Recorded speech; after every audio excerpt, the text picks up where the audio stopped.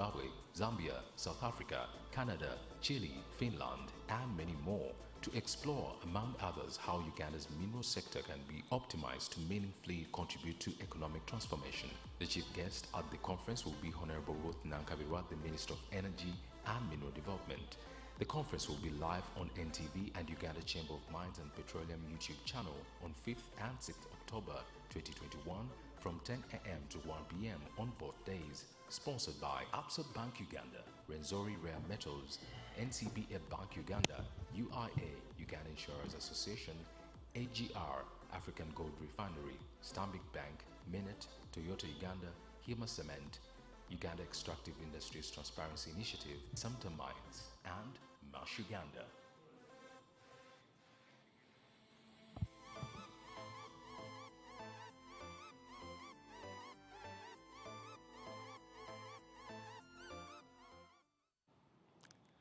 Good morning, ladies and gentlemen. Welcome to the 10th Annual Mineral Wealth Conference. To all our viewers on NTV that are watching us live and those who are on the Uganda Chamber of Mines and Petroleum YouTube channels, we welcome you. We welcome everyone who is representing the country at the Dubai Expo 2020. And we also welcome everyone in Uganda and to the world. Thank you for tuning in, and we hope that we shall have a fantastic 2 days as we deliberate on the issues around the mineral sector in Uganda. And this year's theme for the 10th Annual Mineral Wealth Conference is leveraging public and private sector efforts to develop Uganda's mineral sector. At the Uganda Chamber of Mines and Petroleum, we believe that we cannot continue to work in silos, and we will need the support of the public sector, but also the private sector to work in cohorts to make sure that we can maximize, develop, promote, and protect the mineral sector in Uganda. You're welcome, and we're going to have a fantastic 2 days. We have some of the most experienced speakers coming on to represent some of the best interests for Uganda for the next 2 days. We'll be discussing a myriad of different minerals, different industrialization processes, artisanal mining. We'll be discussing battery minerals and rare earth elements, amongst every other thing that we shall be discussing these 2 days. You're very welcome, and a fantastic good morning. Before we proceed, I'd like to invite my co-producer, rather my co-MC, Madam Pamela Natamba, and to give us a safety moment, and then we can proceed on our fantastic 2 days.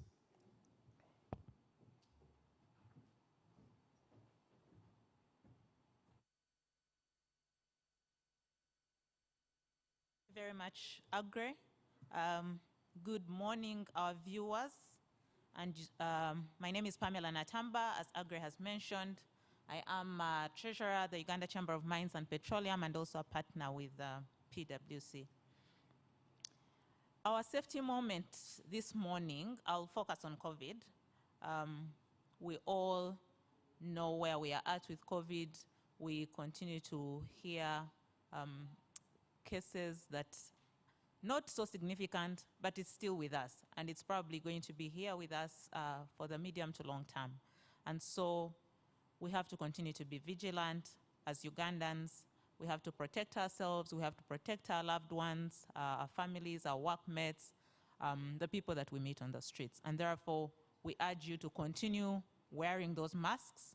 We urge you to go take your vaccination if you already haven't done so.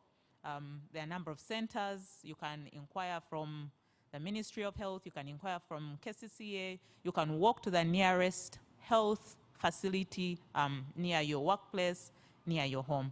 Let's make sure that we keep safe. Yesterday I was at a friend's mom's vigil or service, and I realized that most of us have forgotten that we still need to mask.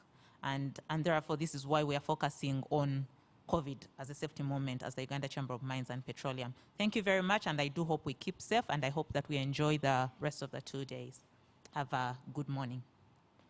The Uganda Chamber of Mines and Petroleum is a not-for-profit member-based organization that was founded in March 2010. The Chamber's purpose is to be the coordinating and facilitating center for information and administrative support to prospective and current investors in the mining and petroleum sectors in Uganda. It represents companies with active interest in the mining and petroleum sectors while promoting, encouraging, protecting, and fostering responsible exploration in these sectors. Its primary goal is to create value for all stakeholders.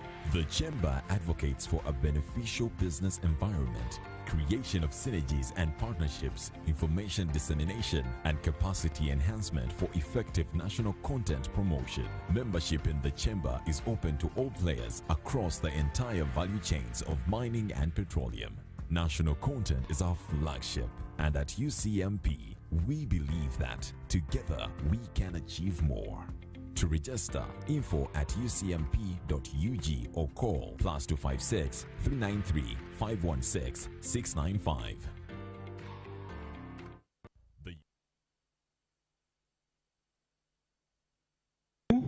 My name is Ashaba Agre, and I'm the General Secretary of the Uganda Chamber of Mines and Petroleum. As you may be aware, the Uganda Chamber of Mines and Petroleum is a private sector lobby group that tries to promote, develop, and make sure that the mineral sector in Uganda is beneficial to both the players, but also to the government and the people of Uganda for efficient and transformational socio-economic development. To start off our conference this morning, we'd like to hear from the chairman of the Uganda Chamber of Mines and Petroleum, Mr. Patrick Mwehire, who is joining us live from Nairobi, Kenya, via Zoom. And we hope that he will give us some good opening remarks. And with him, he can then be able to invite the chairman of the Board of Trustees, Honorable Richard Kaijuka, who will also give us some words, who has a fantastic wealth of experience in the mineral sector. As you well know, he used to be a minister for mining, or the Minister of Energy in Uganda. He's also an avid practitioner in the mineral sector, and he's one of the people who has braved the challenges of mineral sector in Uganda, and will be able to drink from his well of wisdom. I hope Patrick is now available to connect, so we can hear from him. Yes. Patrick? Yes, can you hear me clearly? Yes, we can hear you. The floor is yours. You're very welcome, Chairman. Thank you. Morning, ladies and gentlemen, and welcome to this 10th Annual Mineral Wealth Conference. It gives me great pleasure to kick off the next couple of days, where we're going to be discussing how we leverage public and private sector efforts to develop our Uganda's nascent mineral sector. The timing couldn't be better, and the discussion couldn't be much more relevant. So I'm really looking forward to the next couple of days, and I'm sure you will as well, as we bring in several experts, subject matter experts to work with you. Just wanted to quickly maybe spend a minute on our aspirations as a chamber, because why do we do this? We are voluntary members, and we really try to become the voice for the mining and petroleum sectors. We felt that there was a space, there was a need for a neutral party to bring everything together. We have members across the entire value chain, both the petroleum and the mining sector. We're extremely committed to promoting, protecting, and advocating for the growth of both the mineral and petroleum industry. This year, we're driving very, very heavily on investing in local content and value retention. We believe that that is really such a significant piece of the multiply effect of these sectors. If you do not push local content, a lot of the value does dissipate away. So we've spent a lot of time thinking through how we intervene as a chamber and we promote the local content. And we're working with all our partners. They're very much aware that this is part of our agenda. We're also very proud with our partnerships with the Ministry of Energy and also the other key stakeholders that have helped us get this far. So the mineral and oil sectors are at very distinct stages. While we've kicked off the development phase of the oil sector, the mineral sector is still largely at exploration stage. Various players will come in and tell us where and how we can move this up the value chain. But we believe we're very, very in the nascent stage, and we do need some interventions to allow for these opportunities to be harnessed. It's also important to note that both sectors, fortunately, from the government perspective, have been prioritized under the Third National Development Plan as drivers of the economy. So we have the support of the country, but we just need to get ourselves better organized to work together. Also, these efforts will be putting in helping mining and oil to achieve our aspirations of NPD3. To date, the mineral sector is largely at exploration stage, like I mentioned, but it's dominated by artisanal mining. Close to 90% of the metallic, industrial, and building materials in this country are all still mined by artisanal miners, which is not ideal.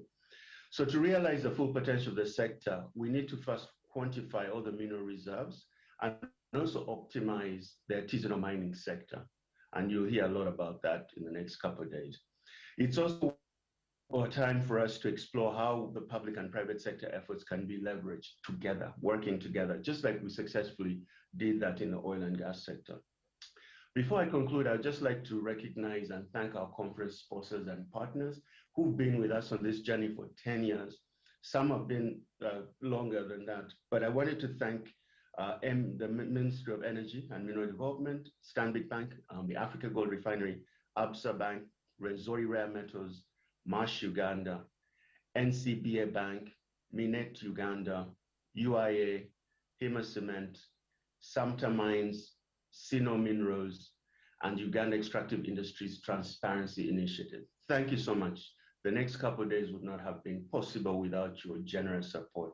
And we also appreciate the tremendous support we receive from our oil sector JV partners, Total Energies, CNOOC, and UNOC. Finally, allow me, ladies and gentlemen, to conclude and invite Sir Honorable Rich to highlight the mineral sector journey that we've had over the past 10 years, and also ask him to welcome the minister to officially open the conference. Sir Rich, if you'll allow me to hand over the floor to you. Thank you for listening. Thank you very much, Patrick, Chairman of Council of Uganda Chamber of Mines and Petroleum. Good morning, everyone. Let me take this opportunity to welcome everyone who is tuned in, both to NTV and those who are online on YouTube in Uganda and elsewhere in the world. You've noted that today we are marking the 10th annual Mineral Wealth Conference. The journey has been a remarkable one. For 10 years, year in, year out, the Uganda Chamber of Mines and Petroleum has been organizing Mineral Wealth Conference. How did we think about this? The whole idea was born because we really used to enjoy going to Indaba in South Africa every year. And we thought it was high time. Uganda was focused on eventually to become a mineral destination country. And so every year in the first week of October, we've earmarked it annually without fail. And we've addressed a number of themes. We've come a long way. As I said, it has been a remarkable journey. In 2012, we were showcasing Uganda's mineral potential. Our theme in 2013 was investing in Uganda's flourishing mining industry. In 2014, we talked about Uganda's transformation, a new era in mining. In 2015, we talked about mineral value addition, road to development. In 2016, we talked about attracting exploration investment to Uganda mineral sector to realize its maximum value. 2017, we talked about minerals knocking on the door to cause economic transformation in Uganda. In 2018, we talked about East Africa, the continent's next mining and investment haven. 2019, we talked about creating an enabling environment for mining in Uganda. Last year, we talked about mineral value addition and the future of mining. Today and tomorrow, we'll be talking about leveraging public and private sector efforts to develop Uganda's mineral sector. Now, there was a time before the recent pandemic when we used to invite and have more than 1,000 attendees. And these conferences were always addressed by His Excellency the President, because he enjoyed interaction and discussion with those who attended. But because of the recent problem of COVID-19, we've had to resort to e-conferencing. That's why we appreciate everybody who has tuned in. You've already heard from the chairman of the council saying, yes, we are talking about mineral sector in Uganda, but do we really have can we recognize Uganda as a mining destination country? The answer, obviously, is not yet. That is being honest. In other words, although we must really be thankful because the government has done a lot of work in carrying out aeromagnetic survey. It covered 80% of the country. And this year, good enough, Karamoja has been covered. So in the near future, we will have the entire country mapped up with aeromagnetic survey. What that does is help us with the anomalies. What it means is that Uganda is largely at an exploration stage until we address the issue of exploration. And that's why we should really be grateful to anyone with his private money, because this is inherently a very risky business.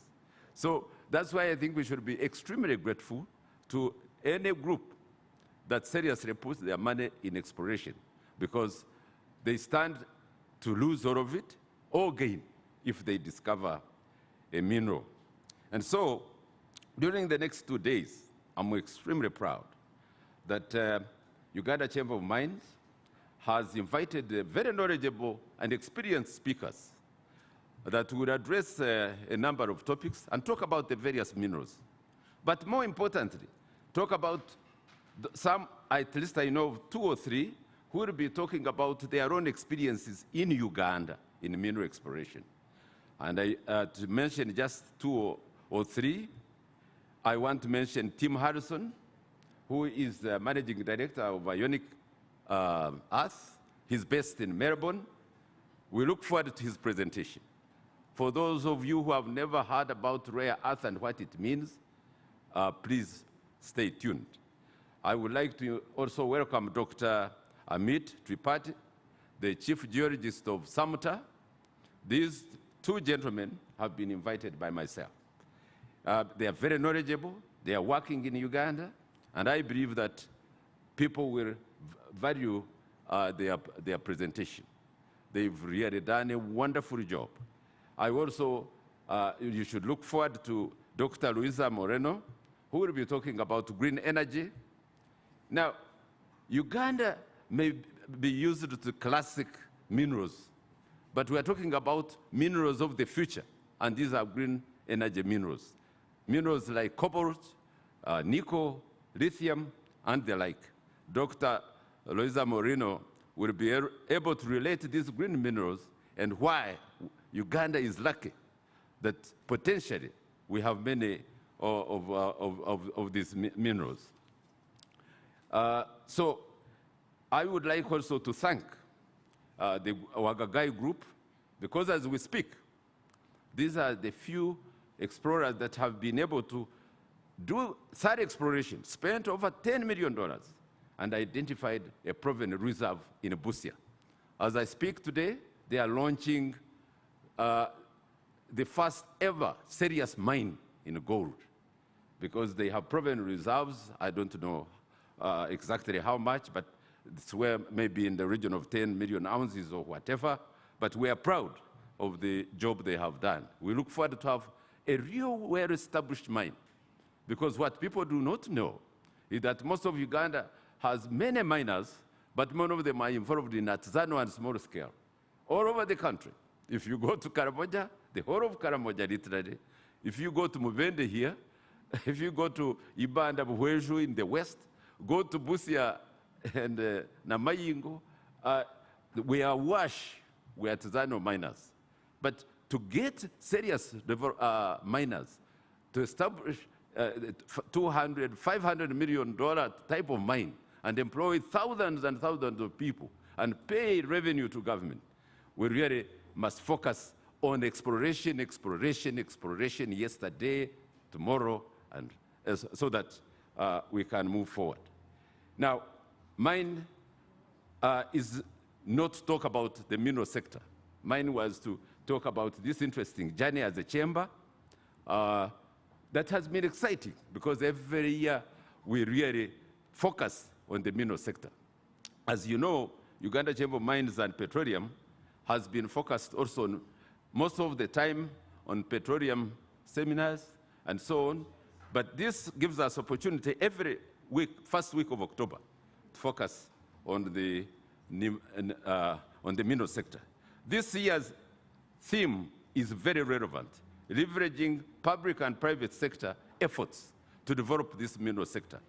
On our part, we would like to see public, that is government, focus on establishing legal and regulatory framework that is very friendly to investors. That is the major job. And the private sector, I am confident and sure that once the environment is friendly, once they are comfortable, the private sector will drive this sector by investing in the risky business of exploration, and we have proven reserves. The minute we have proven reserves, then we can talk about having mines. I could talk for hours on end, but that's not why I am here. And given a few minutes, I would like to conclude by wishing all those who are attending very enjoyable listening and get your pen and note whatever is interesting.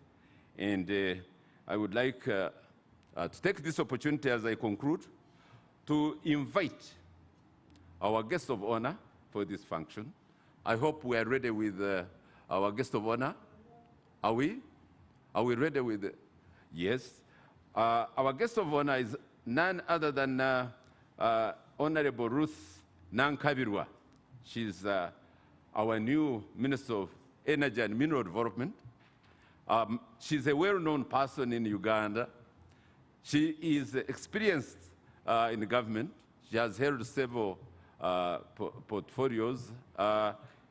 Recently, she was the chief whip in Parliament, and we in the Uganda Chamber of Mines have already had an opportunity to discuss with her. We like her enthusiasm, we like her drive, we like her determination to make sure that she creates a difference at the end of the day. And so she happens to be in Dubai at the moment, and we will, if the technology permits, we'll have her address us from Dubai. You have the floor, our new minister, Ruth Nankabirwa, if we may. Thank you so much. I hope I'm audible enough. Thank you, Sir Richard. My Permanent Secretary, Minister of Energy and Mineral Development. Yes. The Chairman, Board of Trustee, my friend, Honorable Richard Kaijuka, Mr. Patrick Mwehere, who is our Chairman of Council, our friends, the NTV family, fellow participants, ladies and gentlemen, and all our viewers, good morning to you all.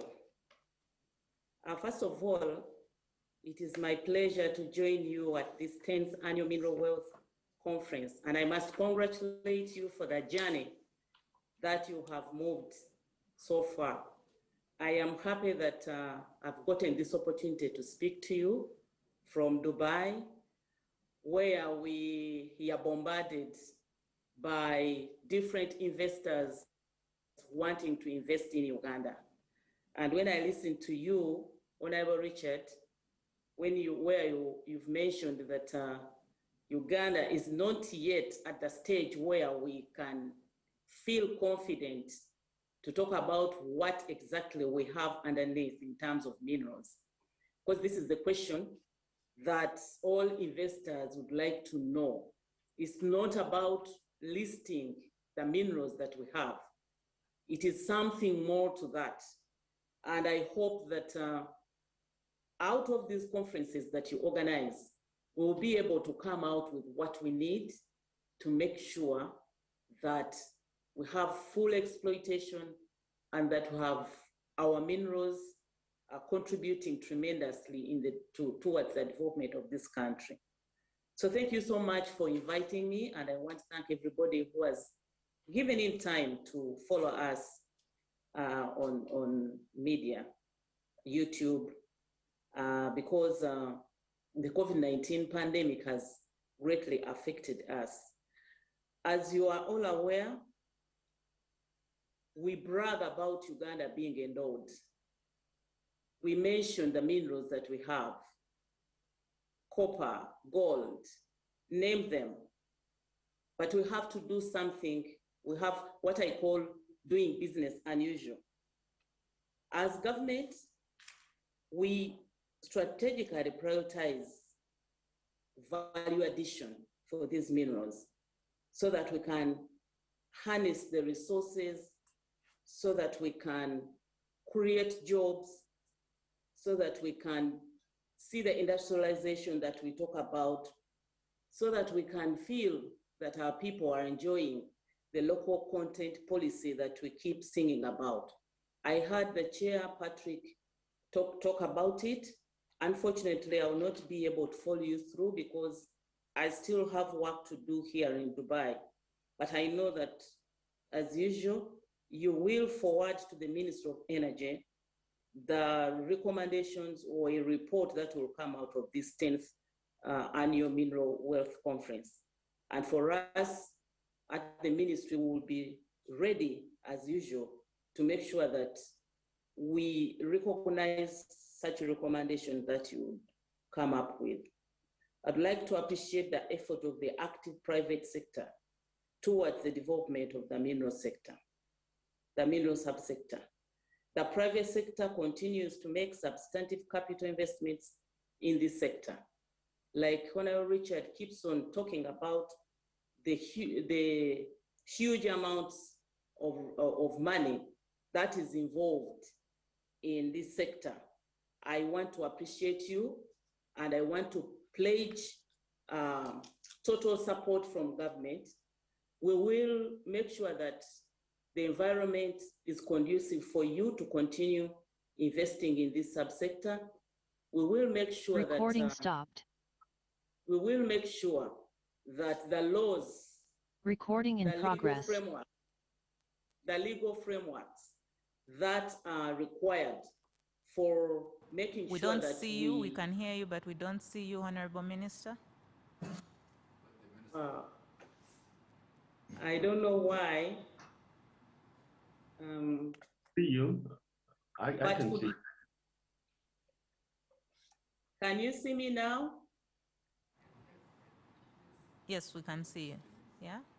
You can continue. All right. The room is not well lit. I managed to get a room near me, but it's not well lit. But as long as you are hearing the voice, we will interact more and you'll be able to see my face. After all, it's a common face that you've been seeing. Well, as I was telling you that as government, we have to make sure that we have created an enabling environment for the private sector and everybody to enjoy in this mineral sector. I know that it is important that the laws are conducive, and therefore my pledge here is that I will call upon your contribution before I move ahead with the laws that we are planning to put in place. Even where an act has been done, we can always amend for as long as a requirement is needed to make sure that the practitioners, the private sector, are comfortable with the laws, because government is relying on you. We are under a private sector-led economy.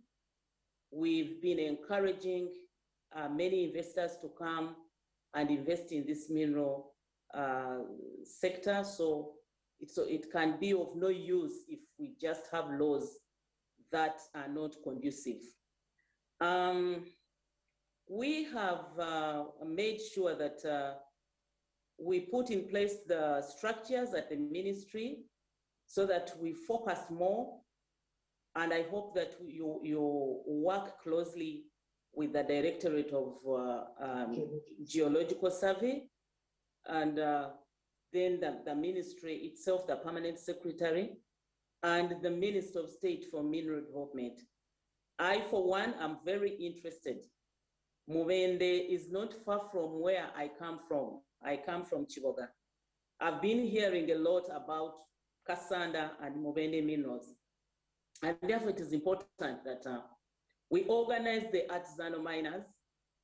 Many people move from Chiboga, move from all over the place to go and engage in a mineral exploitation. But how much does government get from this? I hope that if we came out with the policies that can organize the artisanal miners, that would be fine. And I am anxiously waiting for your contribution towards this. I know that government tried to organize artisanal miners in Bukweju. We are in the process of organizing the artisanal miners in Mubende. I've already called a meeting that will take place on the 19th of this month, where all stakeholders from Mubende will participate. And I hope that we will be able to come out with a program that will give us a win-win situation.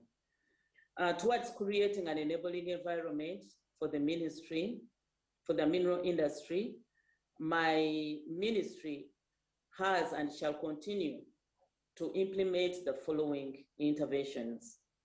We will make sure that we review the policy, the legal and regulatory framework for the mineral sector, establish mineral potential of the country.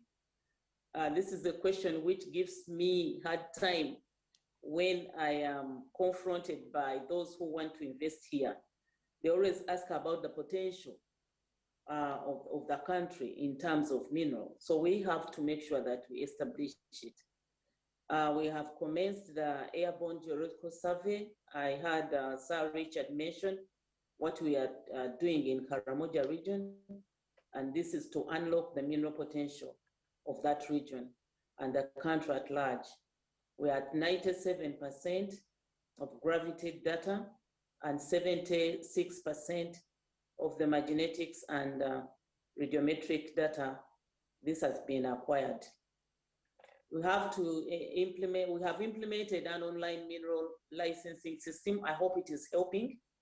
We have established and we shall continue to operate a mineral certification system to increase mineral products trade in the Great Lakes region.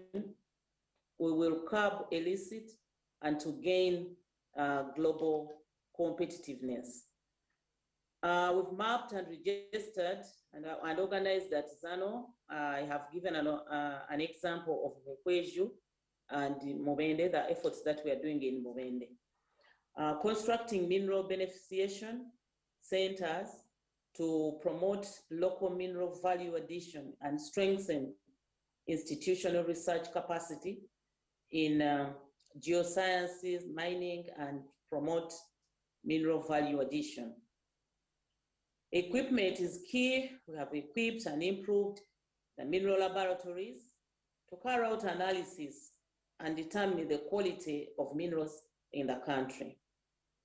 Private tailor-made training is done, and this helps us to build the necessary technical skills for the sector. To upgrade, maintain the subsector information management systems. We continue to promote and market the country's mineral investment potential. We'll attract investment in the gold sector, and over 6 refineries, as you know, are currently refining gold to 99.99 gold. We are also doing groundbreaking. I'm so sorry that I have missed attending physically the Wagagai gold mines in Busia, where I was invited to do the groundbreaking. But I was summoned to appear at the Dubai Expo. Energy, petroleum, and minerals is very key in our economy in Uganda. So my program had to change to make sure that I am with the president here in Dubai. But I know that that day will go very well, and I want to congratulate Wagagai. I will come and visit. Like the chairman of the board has said, board of trustees has said, this is magnificent. I met with Wagagai team. I was able to see from the PowerPoint presentation the whole arrangement, and I was excited. I hope we will get so many minds that organized. Then we will be able to begin talking about our critical potential in this sector. I will not say much, but just to wish you very fruitful deliberation in your 10th annual Middle West Conference. And I'll be excited to know how you have concluded. So ladies and gentlemen, I want to thank you for choosing Uganda as an investment destination. And I wish you all very, very productive engagement. And I want to reiterate my total commitment towards full exploitation of the potential that we have in the mineral subsector. For the petroleum, it will be another day, but I'm excited that yes, petroleum is moving on. And I want to appreciate your efforts, Mr. Chairman, members of the chamber. Your efforts and your encouragement will always be appreciated. I want to take this opportunity at this juncture to declare the 10th annual Mineral Wealth Conference open. Thank you so much for God and my country. And bye-bye. Thank you very much, our Honorable Minister, for those opening remarks and for declaring our conference open. We do appreciate your involvement in this and your continued support. We are going to hear from the PS, Ministry of Energy and Mineral Development, Engineer Irene Batebe. Engineer Irene Batebe has worked in the energy sector for over 15 years. Before she became the PS, she was the former commissioner for the Directorate of Petroleum in the ministry, midstream operations mainly, and she is currently a member of the inaugural board of directors for the National Oil Company, and is currently serving her second term in that role. She chairs the board of directors of the Uganda Refinery Holding Company, which is a subsidiary of the National Oil Company. Irene has extensive experience, as you can hear, and she's going to speak to us from the perspective of the ministry as well, in terms of the status of the minerals, the Ugandan mineral sector, and also speak to us a bit more around operational aspects, regulation, and policy. Engineer Irene, you're most welcome. Thank you very much. I want to use this opportunity to once again add my voice to the ministers to thank the organizers of this conference, the Uganda Chamber of Mines and Petroleum, but also the sponsors of the conference. Thank you for shining a light on Uganda's mineral subsector. This presentation shall set the pace to just enable us to discuss the sector. So we shall be looking at the mineral sector today as we plan for additional exploration and moving to processing and consequent production in the sector. So moving on to the presentation, you will note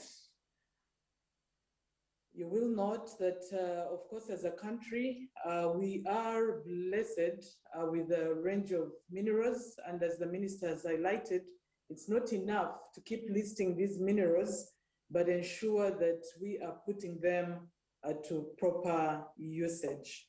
So as the world moves towards clean energy and of course electrical vehicles, it's important that as a country, we keep in view the global movement where these minerals and metals are going to become extremely precious and required for the growing clean energy industry.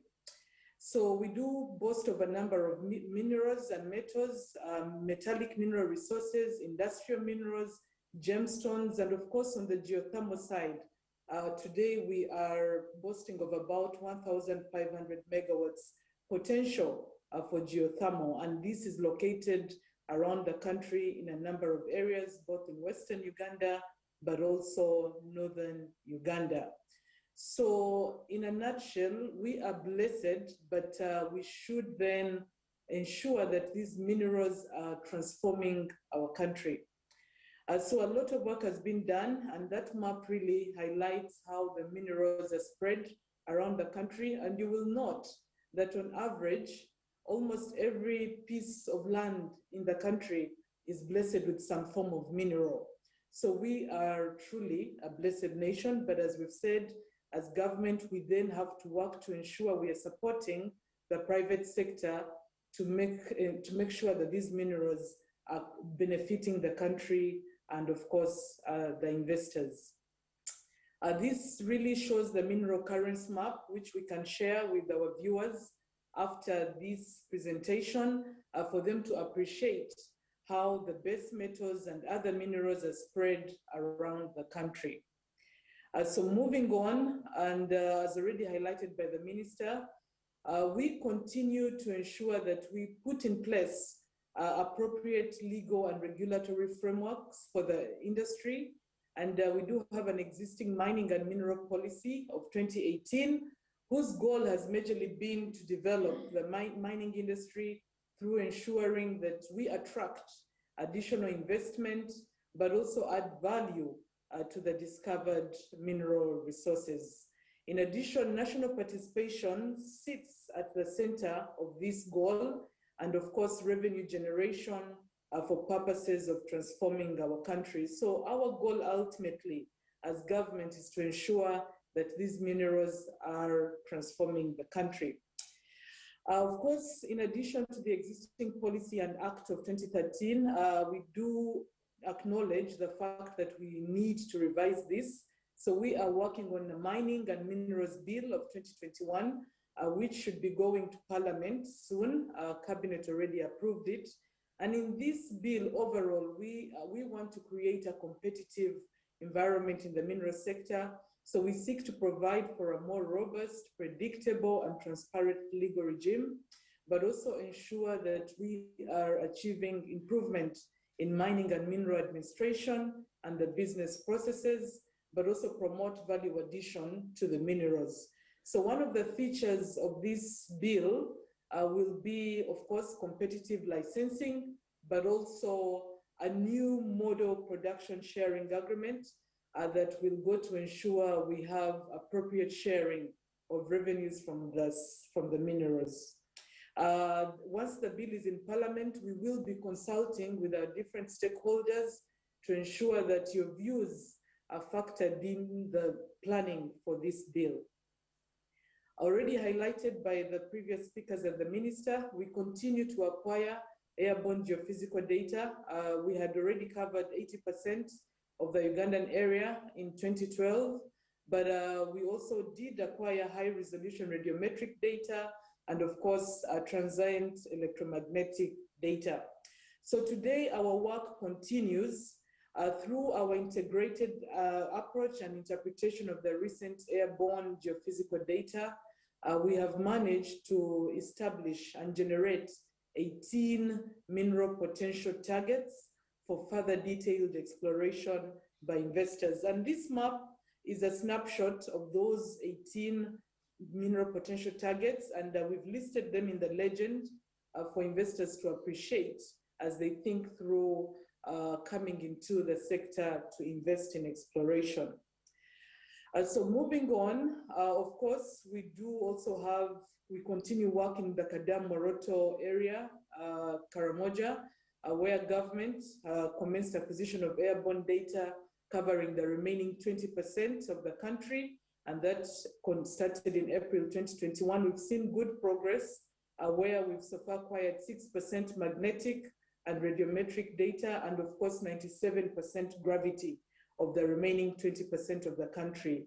So once this process is done, we will then have sufficient data covering the entire country, and this should enable us to promote the sector better. In addition to the geological data that we continue to acquire, of course, government was cognizant of the need to improve our business processes through ensuring a streamlined licensing system. And this we did by establishing the online e-government mineral licensing system that the minister also alluded to. And we continue to update and upgrade this system to ensure that our investors who are our customers are having a good experience and a streamlined process when applying for licenses. We are open to feedback where we need to improve on our system, and that you can send through to the ministry. So we continue to ensure that we streamline the licensing process. As a sector, we are definitely facing a few constraints that we continue to work on to ensure that we can continue attracting the right investment in the subsector. So we do not, and the minister did highlight this, we experience rudimentary mining methods and of course an informal subsector with a lot of artisanal miners, and that's one area that we also want to address in the new bill to promote some level of regulation of this artisanal mining group. We do note that we have inadequate human and institutional capacity, but we continue to build our capacity. We are spreading out across the country. We are setting up mineral beneficiation centers and ensuring that we staff them to ensure proper supervision and monitoring of the subsector. So we continue to even work with the private sector to ensure also on the other end, we are developing the necessary skills among the rest of the Ugandans beyond just the Ministry of Energy. We do note that good infrastructure is very key for the sector, and this goes in a way to reduce on the capital investment on the investor side when government has done its part. So we continue to work with the other agencies and departments and ministries in government to ensure infrastructure is put in place and that you are supported to access many of these sites, but also you do have the necessary supporting infrastructure and utilities to run the mines. Under the NDP3, where we have an entire program that is focusing on mineral development, we have set ourselves targets. We could not enumerate them today. We've picked the key ones as we drive the strategy for the mineral sector, looking at value addition and attracting investment in the country. So specifically, we have targeted to reduce the value of imported iron and steel from about $360 million to $96 million. We also aspire to increase the volume and value of refined gold exports from about $450 million today to about $700 million. We seek to revamp Kilembe mines and therefore increase the volume of copper produced from currently none to about 2,000 metric tons by the end of our NDP3 cycle. So a lot of work is going into the discussions on Kilembe mines to ensure that that can be revamped, and we benefit from the prevailing copper prices that are really attractive. We also aspire to increase the value of investment into the exploration and processing from $0.8 billion to $2 billion. And this is where our investors come in. It is important that we partner together with you, the investors, to ensure that this target of government is achieved by the end of our NDP3 cycle. And of course, on the job side, and this is where you also come into play, we want to ensure that more jobs are availed, 10% annually, and targeting a certain percentage by the end of the NDP3 period. So we do have some key strategies, and we've highlighted most of them. But now I want to focus on the investment opportunities in the sector, which are well known. We want to invite investors to invest in our precious metals, quite a range of them, gold especially in areas of Kigezi, Buhezi, Mubende, Busia, and others. So this is an opportunity that our investors out there should tap into. We also have quite some iron ore, and we are seeking to add value to this iron ore, and there are plans to see how we can bring in additional or alternative reducing agents like gas to support value addition to the iron ore industry, where we have over 1 billion inferred tons of iron ore. And other base metals, copper, cobalt, we will be coming out to send, we will send out an expression of interest in the coming days for Kilembe Mines Limited, where investors should really seek to invest and ensure that we develop our copper and cobalt and other minerals. We do have a range of other minerals, lithium, graphite, marble, but also abundant granite resource for dimension stone. So all of these minerals, as shown in the maps, are good areas for investment. We have uranium, and we have about 10 targets today. We want to really speak about the geothermal energy because as the world moves towards clean energy, it is important that we are tapping in this resource. We do have 4 key geothermal prospects in Buranga, Katwe, Kibiro, and Panyumur, and all these exist in the Western Rift Valley. So we would want to interest companies that are ready to explore in geothermal. Ladies and gentlemen, as we come to the end of this presentation, we want to emphasize the fact that, of course, as a country, we are richly endowed with mineral resources, but we want these resources to play a central role in the economic and transformation of the country, but also in light of the transition in energy, we really want to ensure we are moving at the same pace as the rest of the world to ensure we are gaining value from our resource. Of course, as government, we are committed to provide the necessary assistance to private sector to ensure that you can access the information you require, but also that the licensing and infrastructure for mining is done in a manner that is supportive to the investor.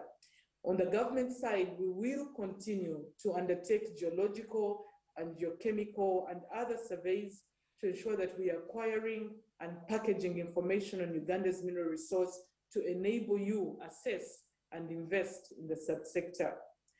We do note the need to create a suitable legal and regulatory framework, and we will continue to consult with our stakeholders to ensure that the framework we are putting in place today under the Mining and Mineral Bill is appropriate and will go to really drive investment in the mineral sector. So as government, we are committed in our partnership with the investors, and we want to encourage all the investors to really invest in Uganda. It is a good investment destination, and we will provide the appropriate support to ensure that you are getting a good return on your investment that is also appropriate to the country in terms of our aspirations in the mineral subsector. With that, we want to thank you, and once again, thank the Uganda Chamber of Mines and Commerce and Petroleum for putting together this conference.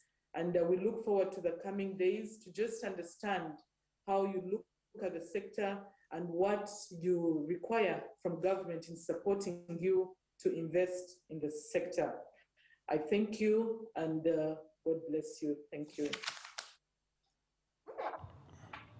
Thank you very much, Permanent Secretary Irene, for those reassuring words and the fact that you're very open and willing to work with private sector as the engine of economic transformation. And we are happy to say that as the Uganda Chamber of Mines and Petroleum, we are here to promote, develop, and make sure that the mineral sector is thriving. Allow me now to introduce the next session, and that is the session that will be talking about exploration from the exploration phase to mine development. We'll have 2 unique gentlemen, Mr. Tim Harrison and Dr. Amit Tripathi, who have been invited by our Chairman, Board of Trustees, Honorable Richard Kaijuka. And they'll be speaking to us about the global earth, rare earth minerals and nickel and tin exploration to basically tell us the journey between what it means to have an actual mine development and what actually goes into getting an actual mine into operation.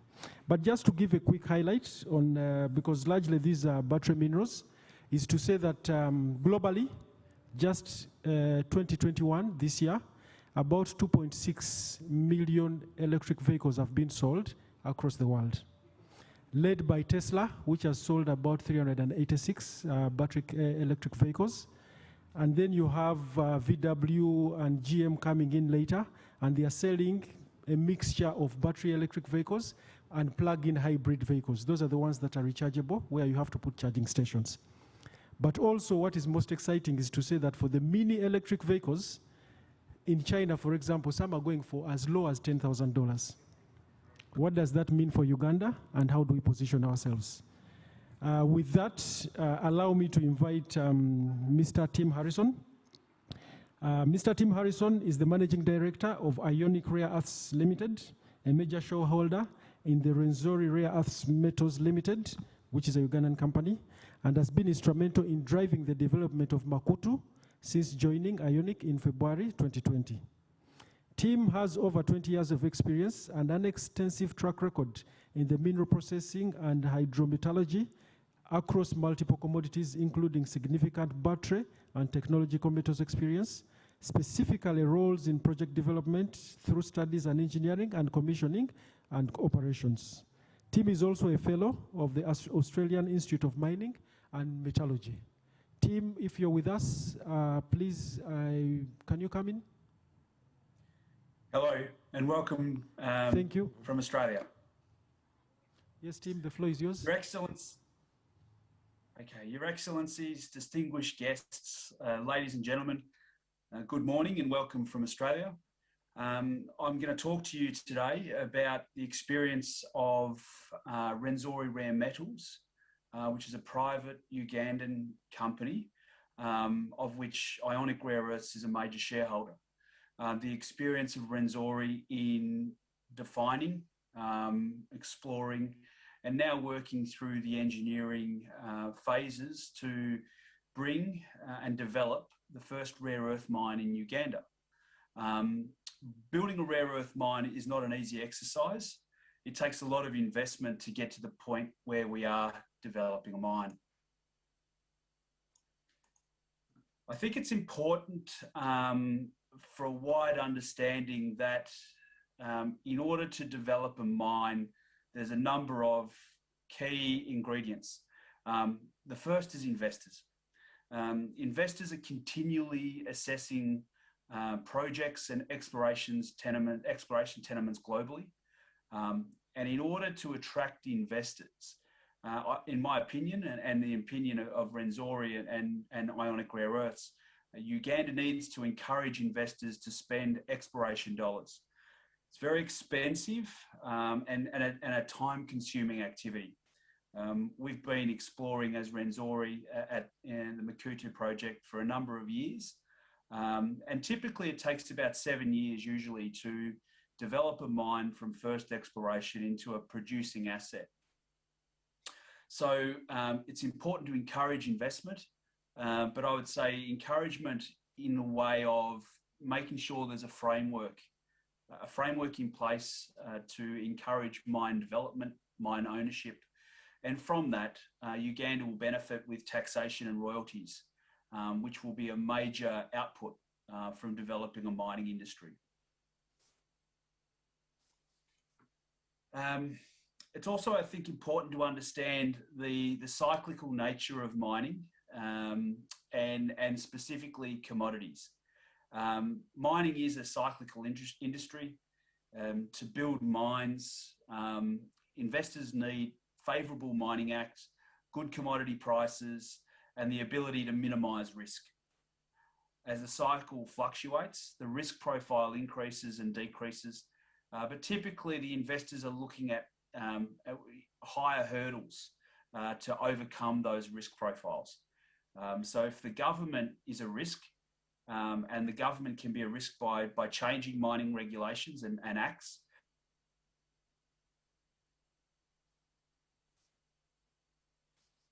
so when talking about risk versus reward, it must be said that, it is imperative that in order for investors to spend money on exploration, that the rewards have to outweigh the risk.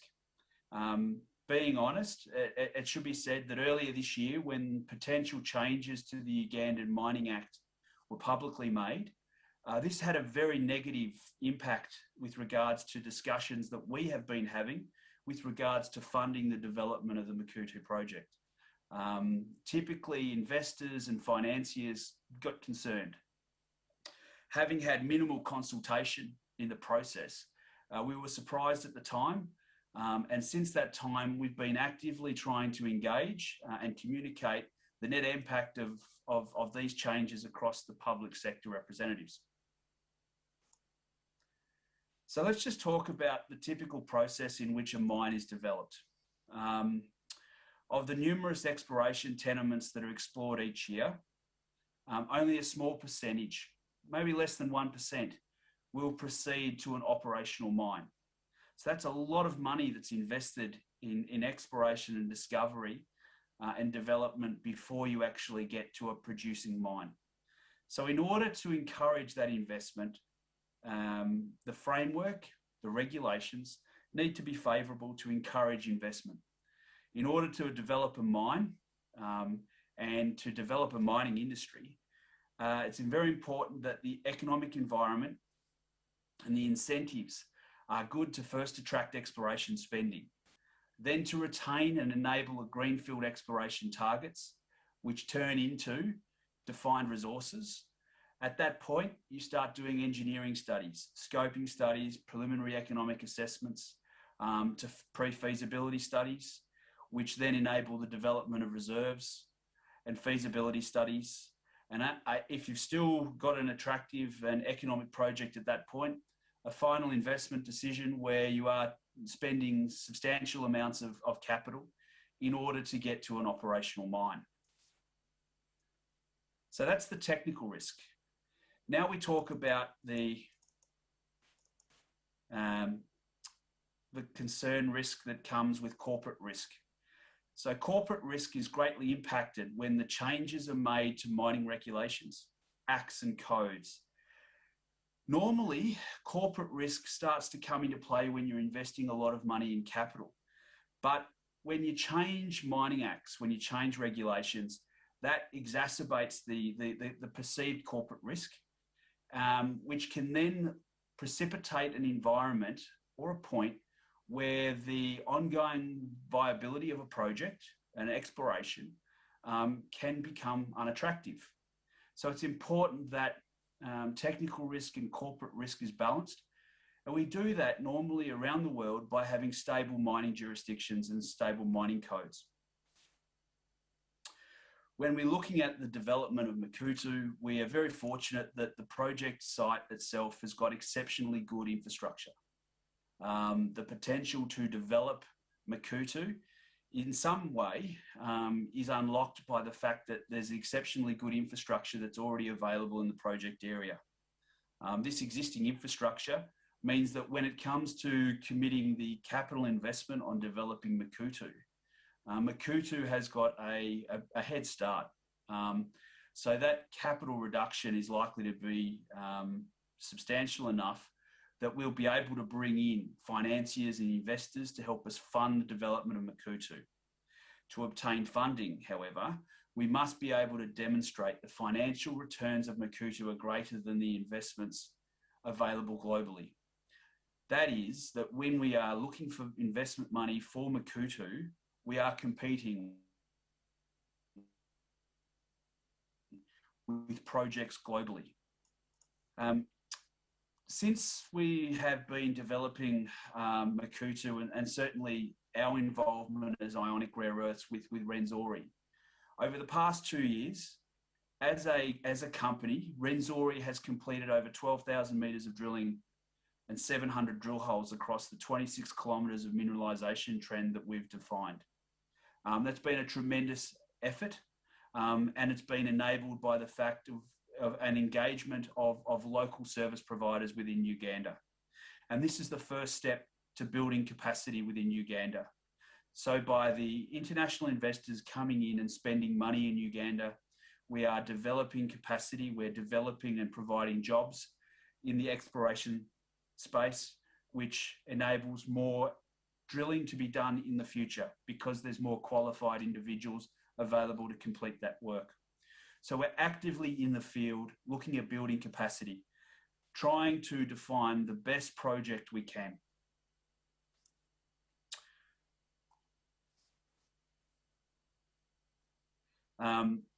In the past 2 years, in addition to the drilling program that we've completed, we've also completed a substantial amount of other work. Rwenzori has demonstrated our intent to facilitate training and development in the Ugandan mining industry and minerals industry.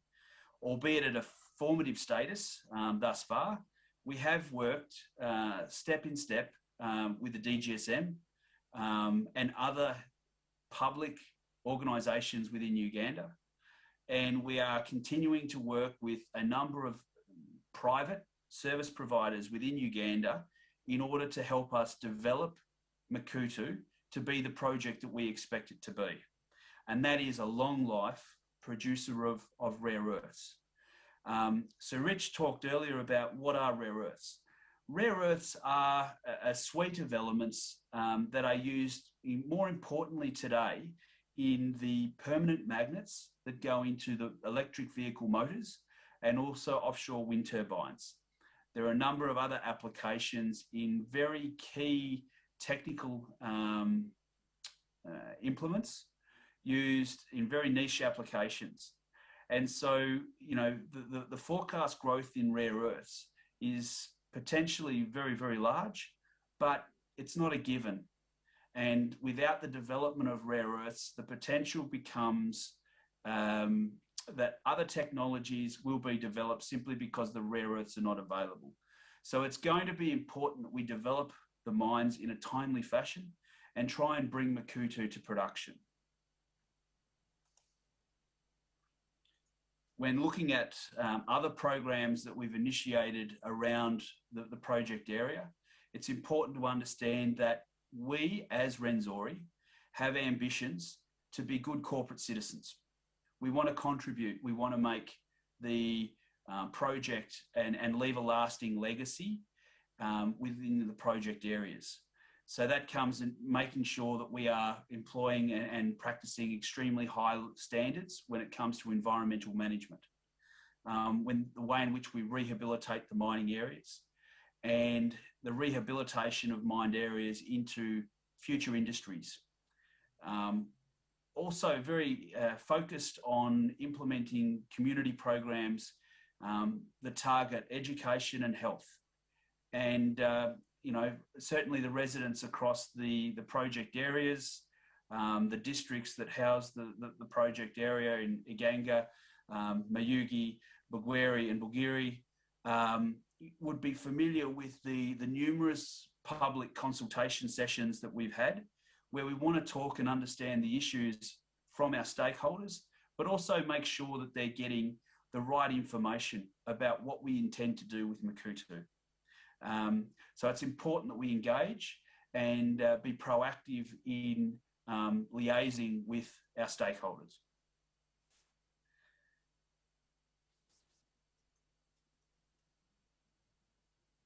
So here we can see a number of the sessions that we've held that's engaged with various members of local government and at a national level within Uganda, along with the local stakeholders and local councils.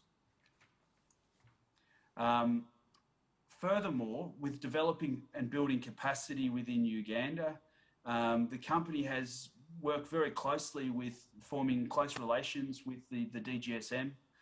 We've hosted visits from the DGSM for a number of occasions now, and we continue to look at programs whereby we can utilise and provide opportunities to bring DGSM members across and out to site and where we can participate and share knowledge. So it's all part of a strategy to build capacity within Uganda.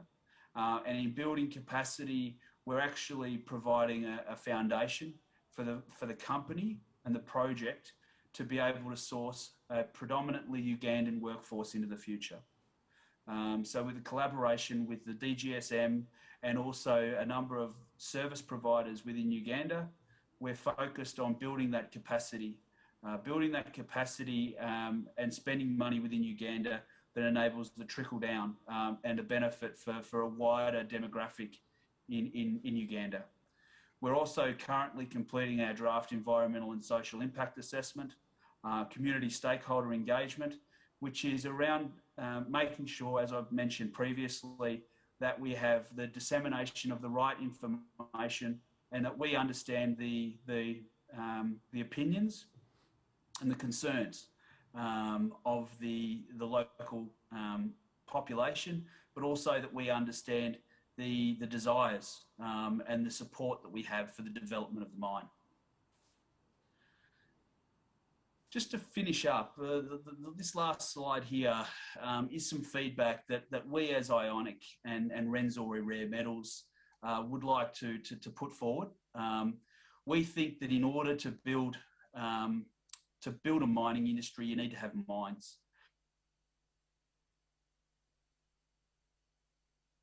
To get the mine, we seek consultation and we want to be a partner with Uganda's public sector to collaborate and build an industry.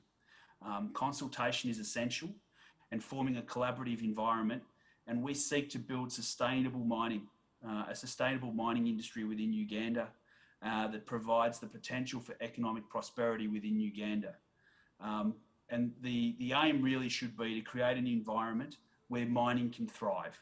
And that really should be the aim of everything we're doing within building an industry within Uganda.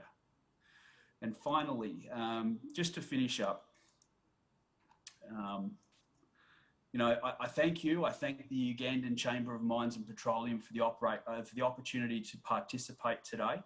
I'm hopeful that in 2022 I can be there in person next year to participate as we, as Rwenzori Rare Metals and the Makuutu Rare Earth Project moves towards a mining license application and the next step for Uganda's mining industry on a global stage. As an international investor, we've got great ambitions to build capacity in Uganda and to work together as partners to build an industry and provide an opportunity long term. Thank you. Thank you very much, Tim, for such an enriching and knowledgeable presentation. The points are noted. I know the Minister and the PS are still online, so they have captured that.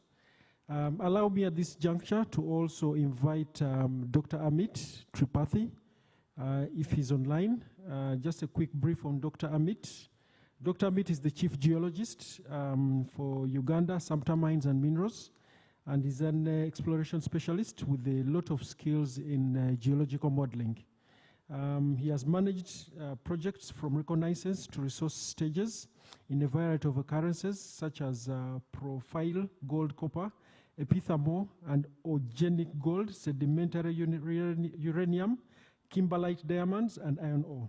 Some of his major accomplishments are an iron ore discovery in Guinea for Y Capital in Canada, and a gold discovery in Tanzania for NMDC Limited of India. Doctor, if you can hear us. Dr. Amit? I can hear you. Please, the floor is yours. I'm trying to... we have 15 minutes, kindly, so if you can. Yes, I'm trying to start my video, which I'm not able to. Okay. While Dr. Amit tries to get the video on, just want to say that being a chief geologist is actually the core of the mining industry, because if you don't have any geological studies, you cannot be able to ascertain what is actually under the ground.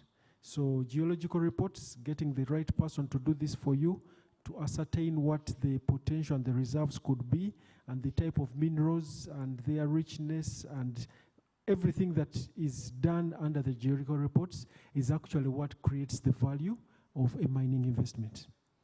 Dr. Amit, are we clear now with the video? Yes, we are. Please, the floor is yours. Can you hear me? Then, thank you so much, Your Excellencies, and thank you, Sir Richard, for inviting me for this presentation.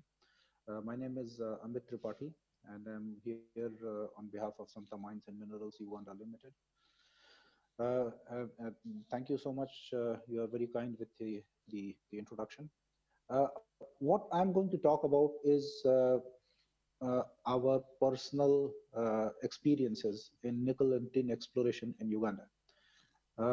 Samta Mines is having exploration concessions all around Uganda, especially in northern Uganda, in West Nile and Southwest Uganda. The preliminary focus is on nickel exploration, which is in the West Nile and North Uganda, in West Nile in Arua Zombo area, and in Southwest Uganda near Tungamo on tin and coltan exploration. Tin and coltan and nickel both are the metals of the 21st century. These are critical for the rapidly expanding electronics, battery, and several other industries. These found in very different geological environment. Nickel is typically found in ultra-basic, ultramafic environment, and tin is more commonly associated with pegmatites and in the acidic granitic environment.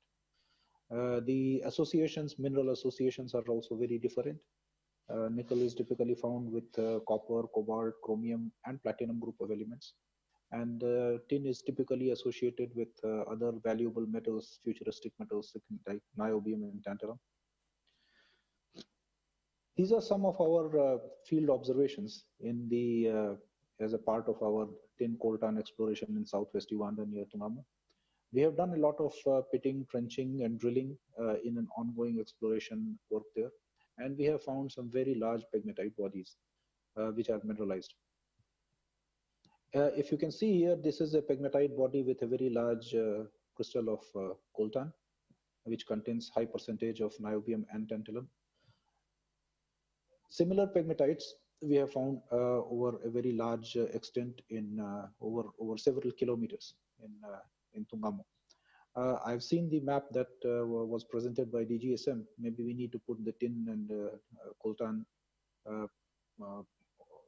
possibilities also on that map of Uganda. The challenges that we face here, there are some technical challenges and there are some non-technical challenges. The technical challenges we face is that the mineralization here is very coarse-grained and nuggety. Now, coarse-grained and nuggety deposit in a low-grade environment makes it almost impossible to determine the average grade by drilling. We have done drilling, and we have also seen the experiences of other companies in past who have drilled this area, Southwest Uganda, for tin and coltan exploration. Many of them have failed essentially because the nuggety environment, the probability of intersecting average grade with wide space drill core is almost zero. So the solution, what we figured out with a mathematical modeling, is either we do a very close space drilling a few meters apart, which makes the exploration program very, very expensive and makes the project non-feasible, or we do bulk sample testing. So we have opted for bulk sample testing. The challenge we are facing is the social sensitization. Bulk sample testing has not been commonly adopted in Uganda as a method of exploration. Hello. And so therefore the social aspects of it and the social sensitization has to be. Hello, doctor, we lost you. Hello. Just a second. Am I online now? Yes, now we can hear you. Can you hear me now? Yes, we can hear you perfectly. Let me get back to the presentation. Please go ahead.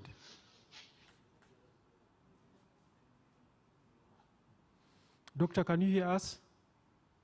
Yes. Can you please? So the next challenge that we are... Can you hear me? Yes, we can hear you perfectly. Please go ahead. Okay, great. The next challenge we are finding is that most of the deposits that we are finding are low-grade deposits. Low-grade deposits are very sensitive to a variety of different components, and it's tough to make them viable. The important components are infrastructure, operating costs, and sale price realization. Also important is to have proximity to smelter and explore the sale of smelter byproducts. Now, infrastructure essentially means cheap access to power, water, and roads, rapid clearances, which includes mining permits, environmental permits, water permits, social permits, and security. Sale realization, that is another challenge that we find with tin sales or tin concentrator sales out of Uganda is the Tin Supply Chain Initiative, ITRI, and conflict-free smelter programs to get Uganda into those programs to make sure the full value of the low-grade products is realized. In addition to that, keeping in line with the ministry's program of value addition within Uganda, we have already initiated a program of setting up a tin and coltan concentrator, which will take the very low-grade ores of less than 1% to a significant grade of probably 50, 60, 70%. We are also exploring a possibility of setting up a smelter, although that is a major capital investment and depends on assured supply of cassiterite and a cost and a reliable supply of industrial power. The other challenge we face in Uganda is a absence of industrial ecosystem, where the spares and services are not readily available and either have to be imported and all of these add cost to our margins. Let's talk about the challenge in the nickel exploration in Uganda. Now, nickel is in ultramafic rocks. They are found in layered mafic ultramafic complexes and dinophylites. Layered mafic and ultramafic complexes are few and far between, and very few have been reported from Africa so far.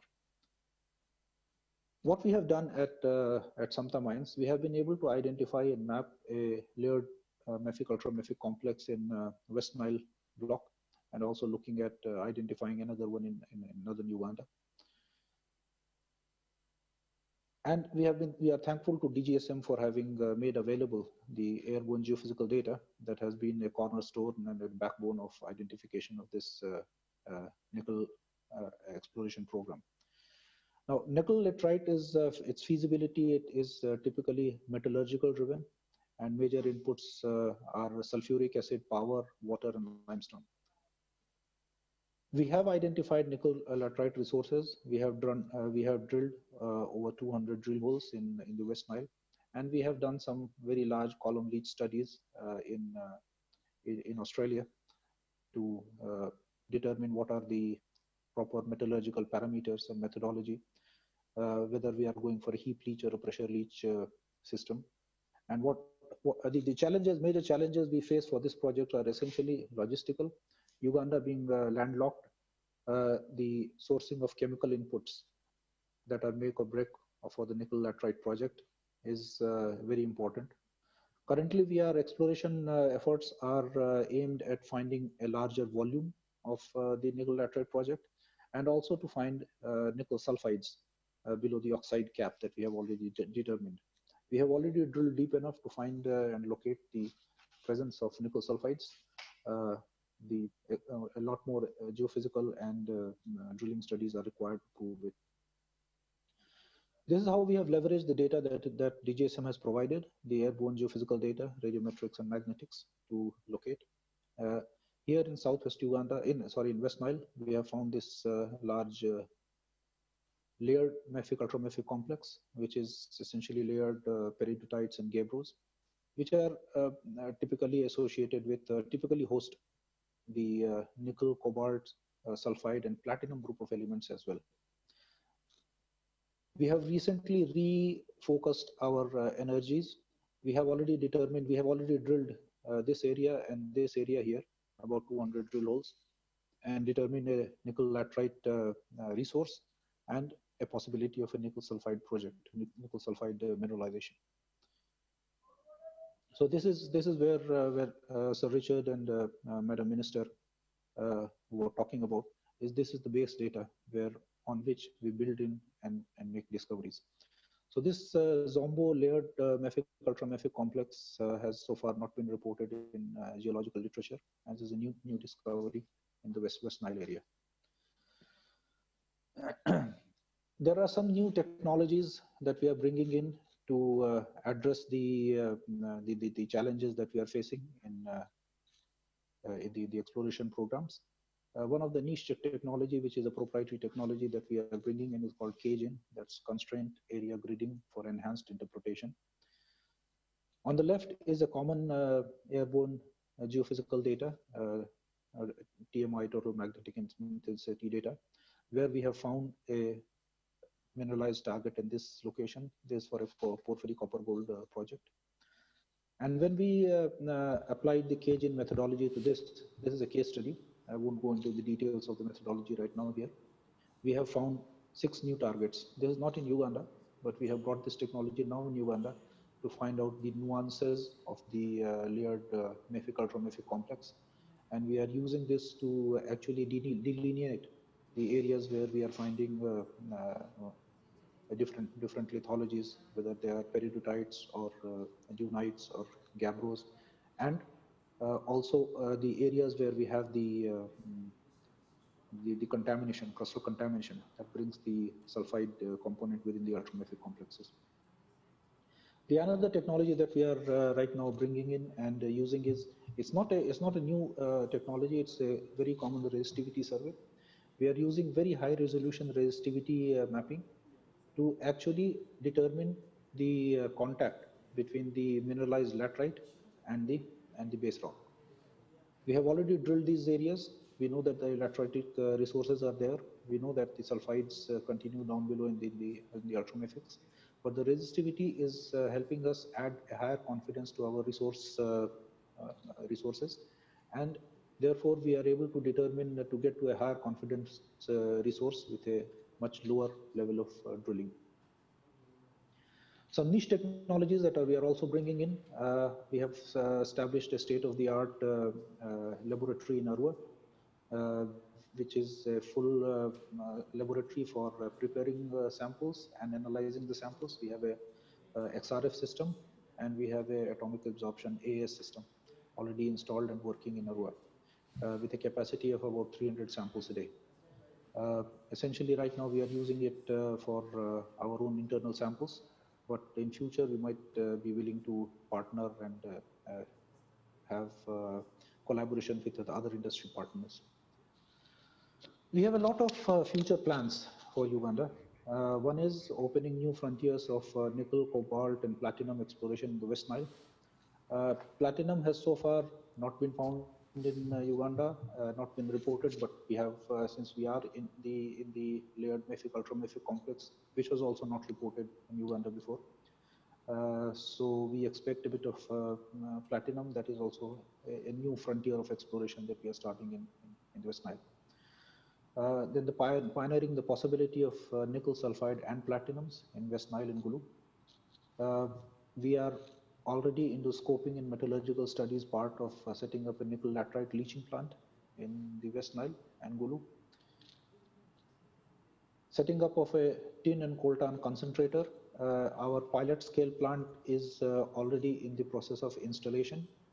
The foundations are being constructed as we speak, and the plant is expected to reach on site within next week and be installed. This will be a pilot scale to test the bulk samples. Once we have proven the the tin and coltan resources, then we go in with a much larger plant for actual production scenario. We are also testing the feasibility of setting up a smelting unit in Southwest Uganda and in Tungamo and Mituma, and also pioneering a cutting-edge lithium oxide concentrator in central Uganda. So we have a lot of plans of for expansion plans in to set up in Uganda, and I'm thankful to DGSM for providing us excellent support and advice. And going forward, like Tim also mentioned, we are willing and available for any kind of discussion or participation in the policy making part on part of the government. And also one more thing is there would be a lot of academic fallouts of these the work that we are doing. So we invite academicians from universities in Uganda to come and participate with us and take forward the academic parts of this this work. Thank you so much, and I would at the appropriate moment I would be willing and able to answer any questions, or I welcome any suggestions. Thank you so much for giving me this opportunity. Thank you, Doctor. Thank you for taking us through a quick course on geology, and as a true geologist, right on time. Thank you so much. Right now, we'd like to thank our sponsors. We'll take a quick break to thank our sponsors who have managed to bring this conference to you for the next 2 days. And when we return, I'll hand you over to my co-host, the brilliant Pamela, to take you through the next session. Thank you very much.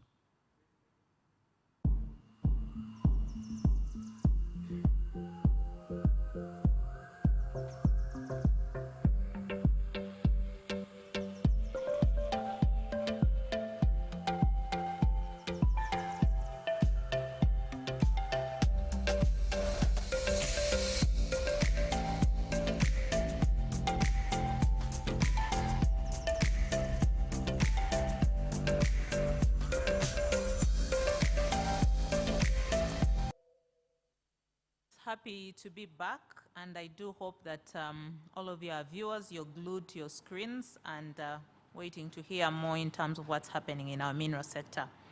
So our next session this morning is going to be focused around the priority areas as defined in the National Development Plan. The third National Development Plan for Uganda has defined where their focus is going to be in terms of mineral exploration and development. And there's been 5 categories of minerals that have been identified as targets for development, as targets for transforming our economy in the next 4 to 5 years. And these are iron ore, gold, copper, phosphates, development minerals like limestone, marble, sand, and so on. So this morning we have 3 gentlemen. This is not gender balanced, but we do have 3 gentlemen.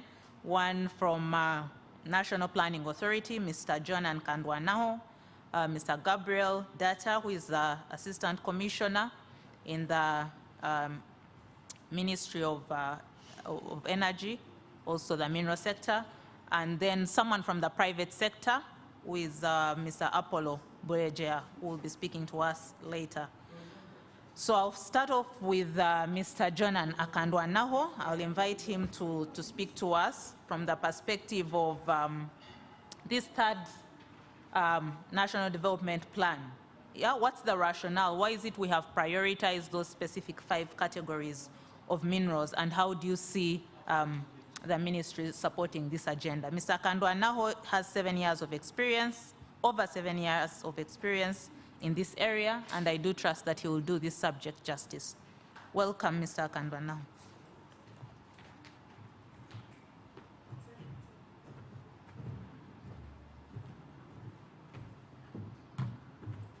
Thank you so much, moderator. As you heard, my name is Jonan Kandwanaho, and I work as Senior Planner, Chemical Industry at the National Planning Authority. The National Planning Authority is Uganda's national think tank. And it's an honor on behalf of the ED to represent this great Mineral Wealth Conference. I want to bring you to light, concerning the development plans that we have been developing, where we are at, and the time to come. You must have heard that were on National Development Plan 3. That means there was NDP 1, which is National Development Plan 1. There was NDP 2, and then now NDP 3. And in achieving these development plans, we are in a way realizing the aspirations of the Vision 2040. We are achieving the aspirations of the Vision 2040. And you know, now, from now, that means we shall have NDP 4, NDP 5, and NDP 6, which will be reached by 2040. So that's what it is that we are at NDP 3. Now, there is some uniqueness that NDP 3 brings on board. That whereas we had NDP 1 and NDP 2, there is some uniqueness because someone was asking, what is so unique about NDP 3? I mean, if you've not delivered 100% on NDP 1, NDP 2, what is so unique? We shifted from the sector-based approach to planning and budgeting to now program-based. And as a country, we have 18 programs that will be guiding us in the NDP 3, meaning that all the MDAs, the ministries, departments, agencies, and local governments are meant to deliver or feed into the realization of the aspirations we have in these 18 programs. So we are no longer working in silos, but we're working together to input into these 18 programs, and in a way, we shall be delivering on the aspirations of the Vision 2040. So that's something very unique on NDP 3. And for that matter, we chose 5 objectives and 20 strategies and 18 programs. And that's how the NDP 3 is going to be delivered. That's the uniqueness, and we hope that with these aspirations captured in NDP 3, if we deliver through these programs, we shall, in a way, deliver on the aspirations that we have by 2040. Now, I want to go back to the key thing of today's discussion.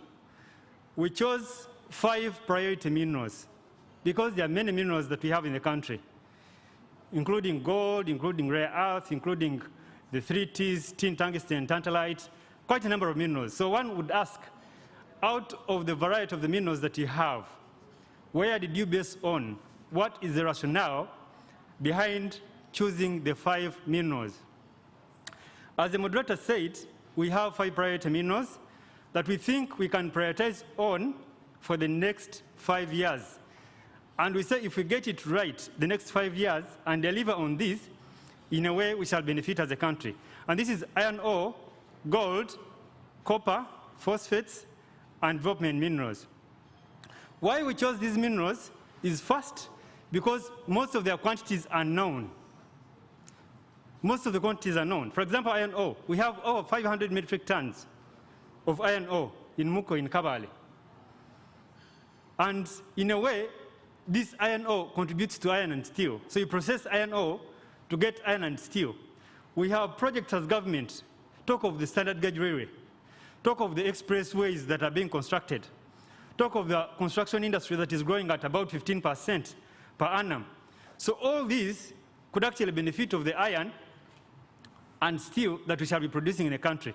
So this gives us an edge to choose iron ore as a priority mineral. The other key thing to note is that we've been spending over $370 million per annum as a country to import iron and steel related products. You can imagine. And yet, as a country, we have the raw materials that can produce these things that we're importing. So you are saying, no, in the next 5 years, we are prioritizing. We want to reduce this bill that we are paying by investing more in this development of this iron ore, and thus the import bill will have to reduce from $370 million to $96 million. Talk of gold. So we have 3 gold companies in the country: AGR, Bullion, and Simba. But the most interesting or hurting thing is that we've been exporting the gold bars that are almost at 99% purity. Because most of these companies just refine the gold to get it more purer, package it in form of bars, and then export. And when we see people wedding, they buy rings, they buy watches that are golden. You find a watch or a ring goes for over $5,000 US. And yet we have our gold. So we're saying no. How about we process the gold that we have in the country and produce the products in the country? So I don't have to go to Dubai, I don't have to go to the US to buy a ring if I'm going to wed, or buy a watch. So we're saying no, in the next 5 years, let's see how we can use the gold, which is actually almost 100% refined, to produce actual products. In a way, we shall be creating employment. In a way, we shall be contributing to the growth of our economy. Talk of copper. Copper is quite an interesting thing. It's like you have a car that can drive at 240 kilometers per hour. And for you, you're driving your car at 15 kilometers per hour. First of all, you lose time. Secondly, it might take long to get where you want to get. For copper's case, we are at zero in terms of production. And yet we have a potential of producing over 2,000 metric tons. 2,000 metric tons, you can imagine. And the key things that come along with copper include copper wires. We have electricity distribution, transmission. We need wires, electronics, the cars that we have. Talk of bullets, guns. So we need copper, really. We need copper. But why are we at zero production? So we're saying no. In the next 5 years, given the aspirations that we have as a country, let's process the copper, let's produce the copper. I think you'd be happy to know that maybe Uganda Electricity Transmission Company Limited will get the wires from copper refining, copper production. So that we do not have to import the wires, yet we can produce them from within our country, Uganda. Talk of phosphates. There's an interesting trend for phosphates. As a country, Uganda, we use about 1.5 kilograms per hectare of fertilizers on our farms. You can imagine. And yet, our neighbors in Kenya, they use over 32 kilograms per hectare. Rwanda, 29. Tanzania, 6. Why? And we've been talking about commercialization of agriculture. Commercialization of agriculture. So we're saying no. Instead of importing the fertilizers, let's use the phosphates that we have to produce the fertilizers for agriculture and for commercialization of agriculture of our country and to benefit the local person. The last one, development minerals. The interesting thing is that the construction industry is growing at over 15% per annum. You can imagine, even during COVID, people were busy constructing malls and arcades and houses and apartments. And yet, we import almost all the things. Glass, we have silica sand. That is sodium silicate. I'm privy to have a background in chemistry. That is silicate, sodium silicate. So you can produce glass from within the country to produce our own glass that we use in the construction industry. Talk of marble. People have been importing marble stones. People have been importing limestone, aggregates. So all these are saying we have to process them from within the country. So the last bit is where can you participate? You could be a Omuntu wa bulijjo, your local person. You're saying this is too high. Where can I participate? Where can I participate as a person? There is what we call the value chain, right there from the input, production, processing, marketing, and the final consumer. If you take an example of gold, you can participate as an input, human resource, or you can participate in the production, in the processing, by providing labor, or you can even trade, that is participating at the processing and distribution level or section of the value chain.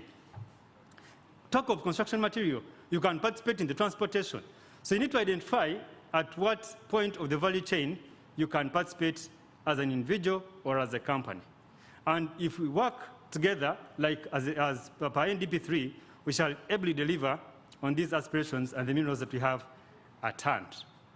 I thank you so much for this opportunity, and I think together we shall be able to deliver on these 5 key minerals and then benefit as a country. it's quite a great opportunity, and for helping us appreciate the priority minerals within the country, and also understanding the rationale. Why are these priority minerals? We're going to invite Mr. Gabriel Data, who is the Assistant Commissioner, Geology at the Directorate of Geological Survey and Mines. And Mr. Gabriel this morning would like you to help us understand what the Ministry of Energy is doing from the perspective of shifting our minerals from the status of potential to actualization, because for a long time we keep talking about our minerals and we keep saying we have potential, there's big potential. There's potential wealth, there's potential contribution to our economic transformation. And we'd like to know, do we know the proven reserves? Have we checked to confirm the commercial viability of these minerals? So if you could help us appreciate that aspect of our minerals this morning and how the ministry is working to support the National Development Plan goals, would really appreciate that. Most welcome, Mr. Gabriel Data.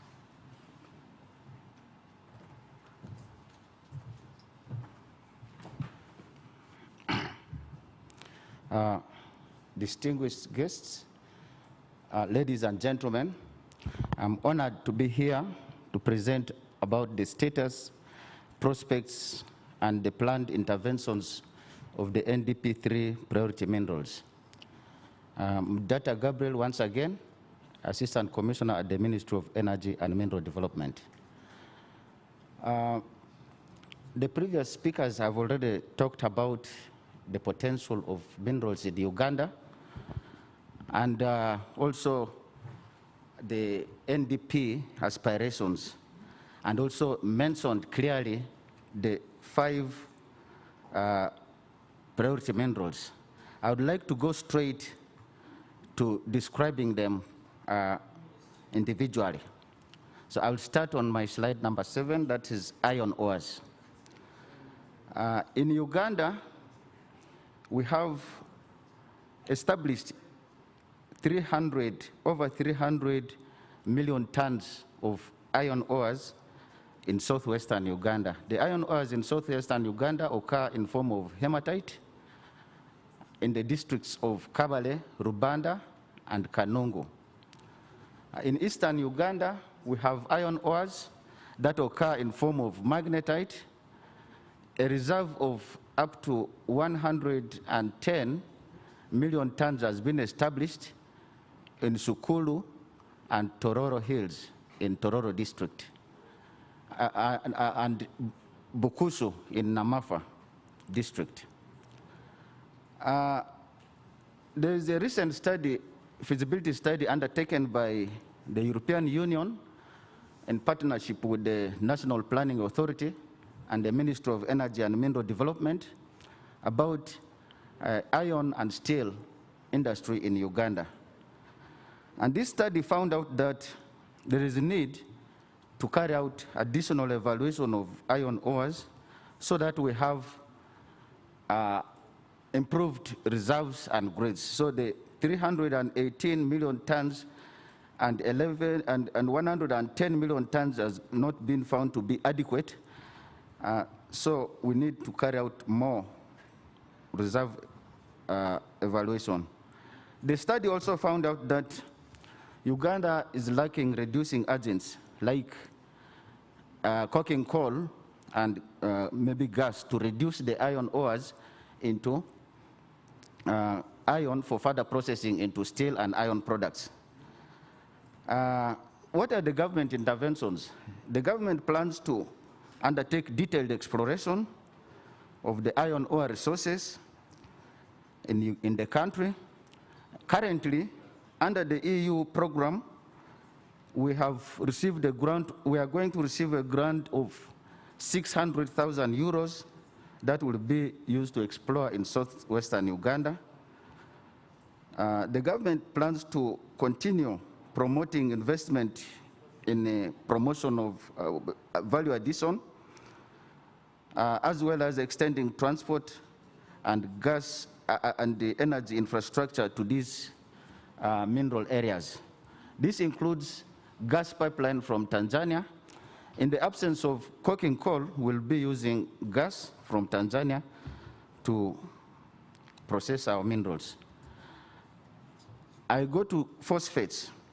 We have 230 million tons of phosphates in Sukulu, and this is licensed to a company known as Gonzu Dongsong Energy Group, which set up a factory commissioned in 2018 and started production in January 2020.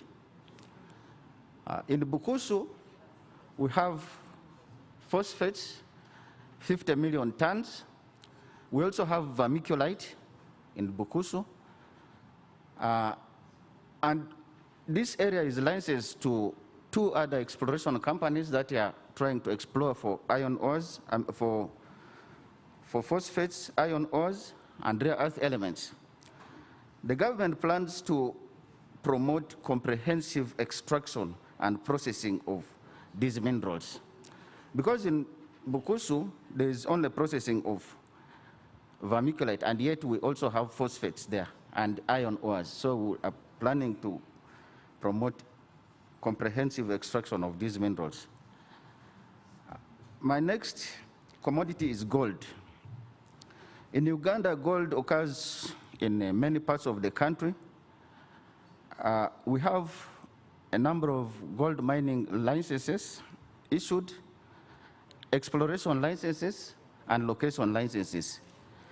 The 5 notable licenses are in Kasanda to Anglo-Uganda Corporation.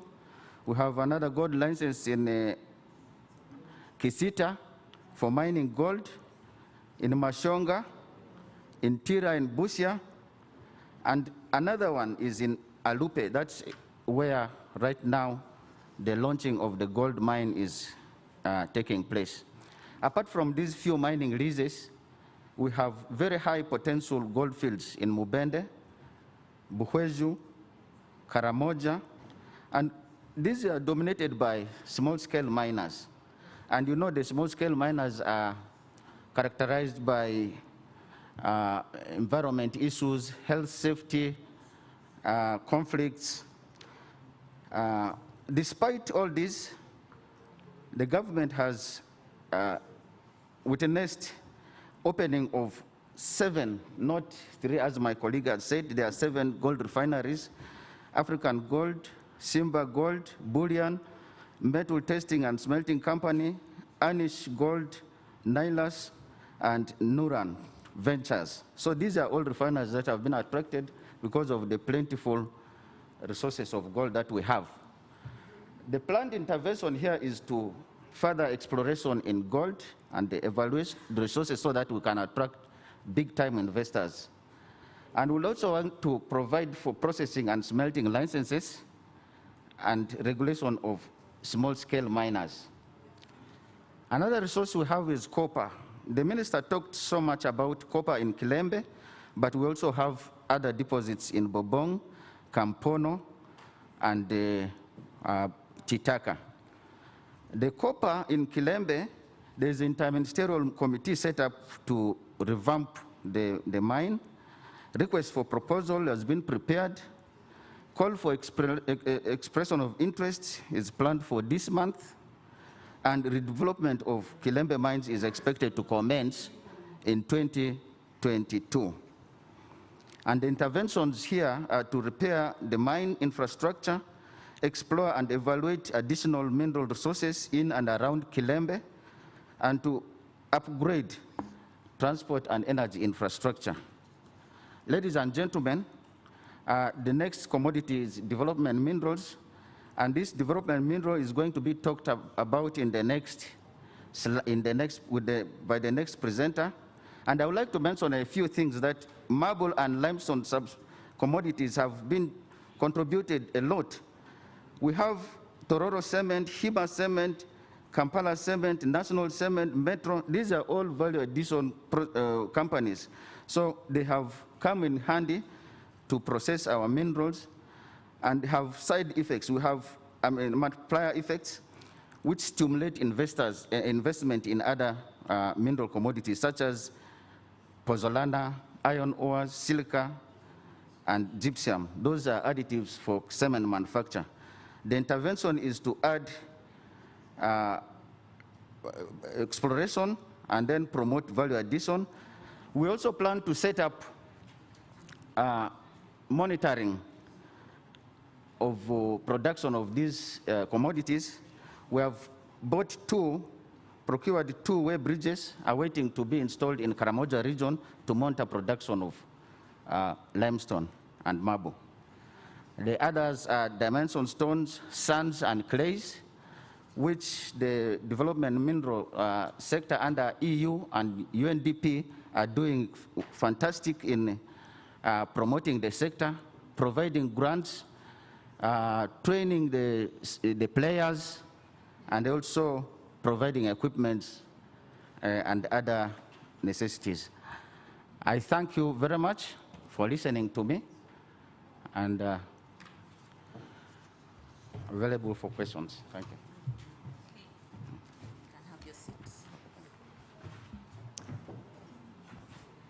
Thank you very much, Gabriel, for that expounding on our minerals and what we have in terms of the reserves and what we are looking to do with those reserves. We've just heard that the development minerals in particular are already in use. Okay, sorry about that. We've just heard that our minerals are already, some of the development minerals are already in use, the likes of the cement companies in the cement industry are utilizing these minerals. So we have someone from the private sector who is going to speak to some of those aspects. But the particular question I would like to put to you, Mr. Apollo Buregeya, is, are we getting the best out of these development minerals in the state that they are being extracted and used in the economy, or could we be doing more to leverage them and as a result contribute to the GDP? So Mr. Apollo Buregeya is the CEO of Eco Concrete Limited, and he's had experience in this sector for a while, and he's therefore going to speak to us from the perspective of what he has experienced as CEO of this company and interacting with other players in the sector. Apollo, are you ready? Are you with us? He's joining us online. Thank you very much. Distinguished guests in your capacities, ladies and gentlemen, it's a pleasure for me to speak on behalf of the private sector. My name is Apollo Buregeya, and today I'm going to be talking about the contribution of development minerals to GDP and what strategies can we adopt to optimize the sector. Of course, from the private sector, I'll be speaking to expose risks, the risks that government might face as it regulates the development minerals. So my presentation, I think, allow me to reshare screen.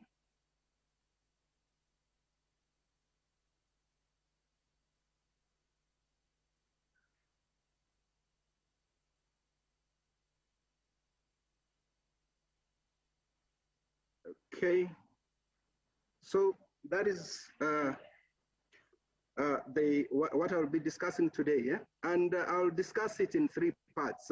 I'll first give an introduction, which is going to be the basis of my conclusions, the strategies I'll recommend later, and then discuss briefly about GDP and development mineral relationships. And then lastly, I'll give the strategies that I think government can adopt to be able to benefit well from development minerals.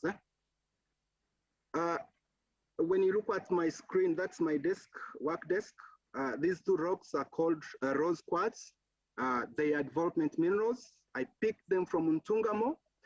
On the right, you notice this is a screenshot I picked from internet that shows the products that can come out of these two rose quartz. The total weight of these two rocks is about 20 kilograms.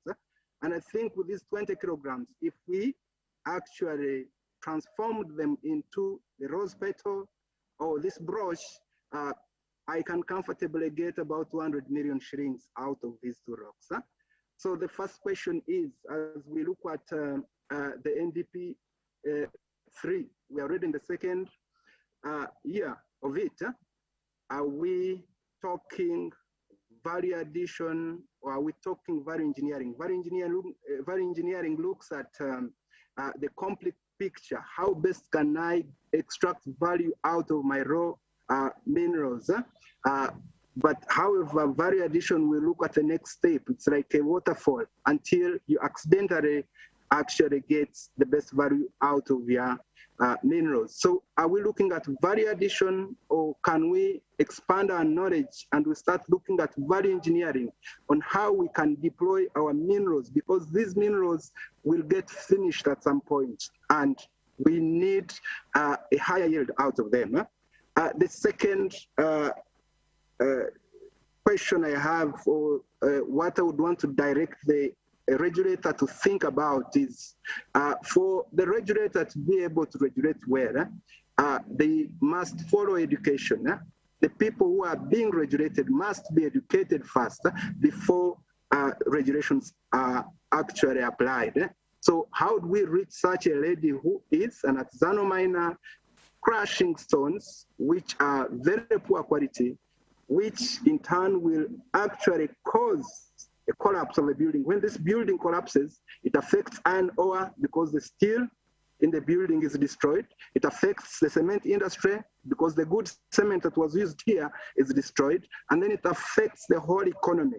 So how do we address the gap in education? I am on a group of geologists, a WhatsApp group, and I asked them, these are graduates of Makerere University, I asked them whether we actually know how to polish stones, gem faceting. None of them learns it at Makerere, and therefore our education system needs to be considered. And then, of course, regulation also follows data. How are we capturing data of development minerals? And lastly, regulation is for sustainability. Are we discussing circular economy? Are we discussing sustainability? Or are we just stopping at extraction of the minerals and making sure mine closure is not enough? How is this mineral benefiting society? How long does it serve society? Matters also to the circular economy perspective. And lastly, in the background, on the introduction part, I want to bring to the attention of the regulator the puzzle that we have to solve when it comes to technology. And I use an example of cement because I have expertise in cement. In Uganda, you buy a bag of cement, a good quality cement at 11 euros, while in Germany, you're going to buy the same bag of cement at 3 euros. Now, the difference comes when the great part, when you hire a mason to consume that cement. In Germany, the minimum wage for a mason per hour is 25 euros. And therefore, when you deploy a mason to consume a bag of cement, they are going to charge you 50 euros. They will consume it in 2 hours. And therefore, the motivation for technology innovation in Germany is labor minimization. It's not material minimization like we have in Uganda. In Uganda, the cost of cement is 11 euros, and labor to consume this cement is just about €0.5. And therefore, when you buy technology blindly from Germany and you come and apply it in the commerce structure of Uganda, you actually increase the cost of production when it comes to construction. And therefore, when we adopt technology and we are coming into the Ugandan market, we need to make sure that we reform this technology that it adapts to our competitive advantage. We want technology that minimizes material use, not labor use. I have a friend in Germany, he keeps telling me they have technology and knowledge. We have raw materials, we do not have knowledge to use it. And therefore, when we make 1 unit of gain, they make 10 units. And that's why you cannot catch up with them if the narrative doesn't change. We need to look at our commerce, we need to think about our technology, we need to think about how innovations are developed to serve us, not innovations we copy from Germany. Because when we apply them here, first of all, for cement, you'll need chemicals to make cement, for example, workable with the technology. It makes sense for the Germans because they are cutting down labor, but by the time you add in chemicals to make cement workable with the technology, you are doubling the costs of cement. And that's why the third bar here shows that the cost of production for cement, a cement bag, when it applies the German technology in Uganda, is much higher, and that's not sustainable. So briefly, I want to talk about GDP. Of course, we know that UNDP and the EU funded a study that published a report in 2018 that showed that we had a potential of exceeding 3% contribution to GDP with development minerals. However, we've never registered anything close to 1%. And of course, it's not true. We must be exceeding 1%, but we don't have data. And also the methods that are used to calculate the GDP contribution of development minerals are also limited. They stop halfway. We don't use the secondary data. For example, construction, where I practice, is the biggest consumer of development minerals. Can we use data from the construction sector to actually as a proxy to predict the contribution of the development minerals to GDP? And then, of course, we have a baggage of NDP2. Did we pick lessons from NDP2 that we're improving now to make sure that we perform well when it comes to applying our development minerals? Of course, up to now, just like in the previous NDP regimes, we are still heavily unregulated.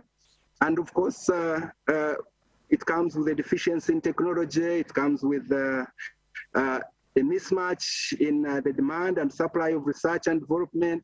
We don't have value information. Value information is important to motivate investors. And also, there's lack of transparency when it comes to reporting. And I give an example of lack of transparency. Here is a table I picked from the statistical abstract of 2020. Good information. It shows that in 2019, we produced 3 million tons of cement. We locally manufactured 3 million tons of cement, and imports have been reducing. Apollo, can you wind up in 2 minutes, please? Okay, thank you. So 13,000 tons.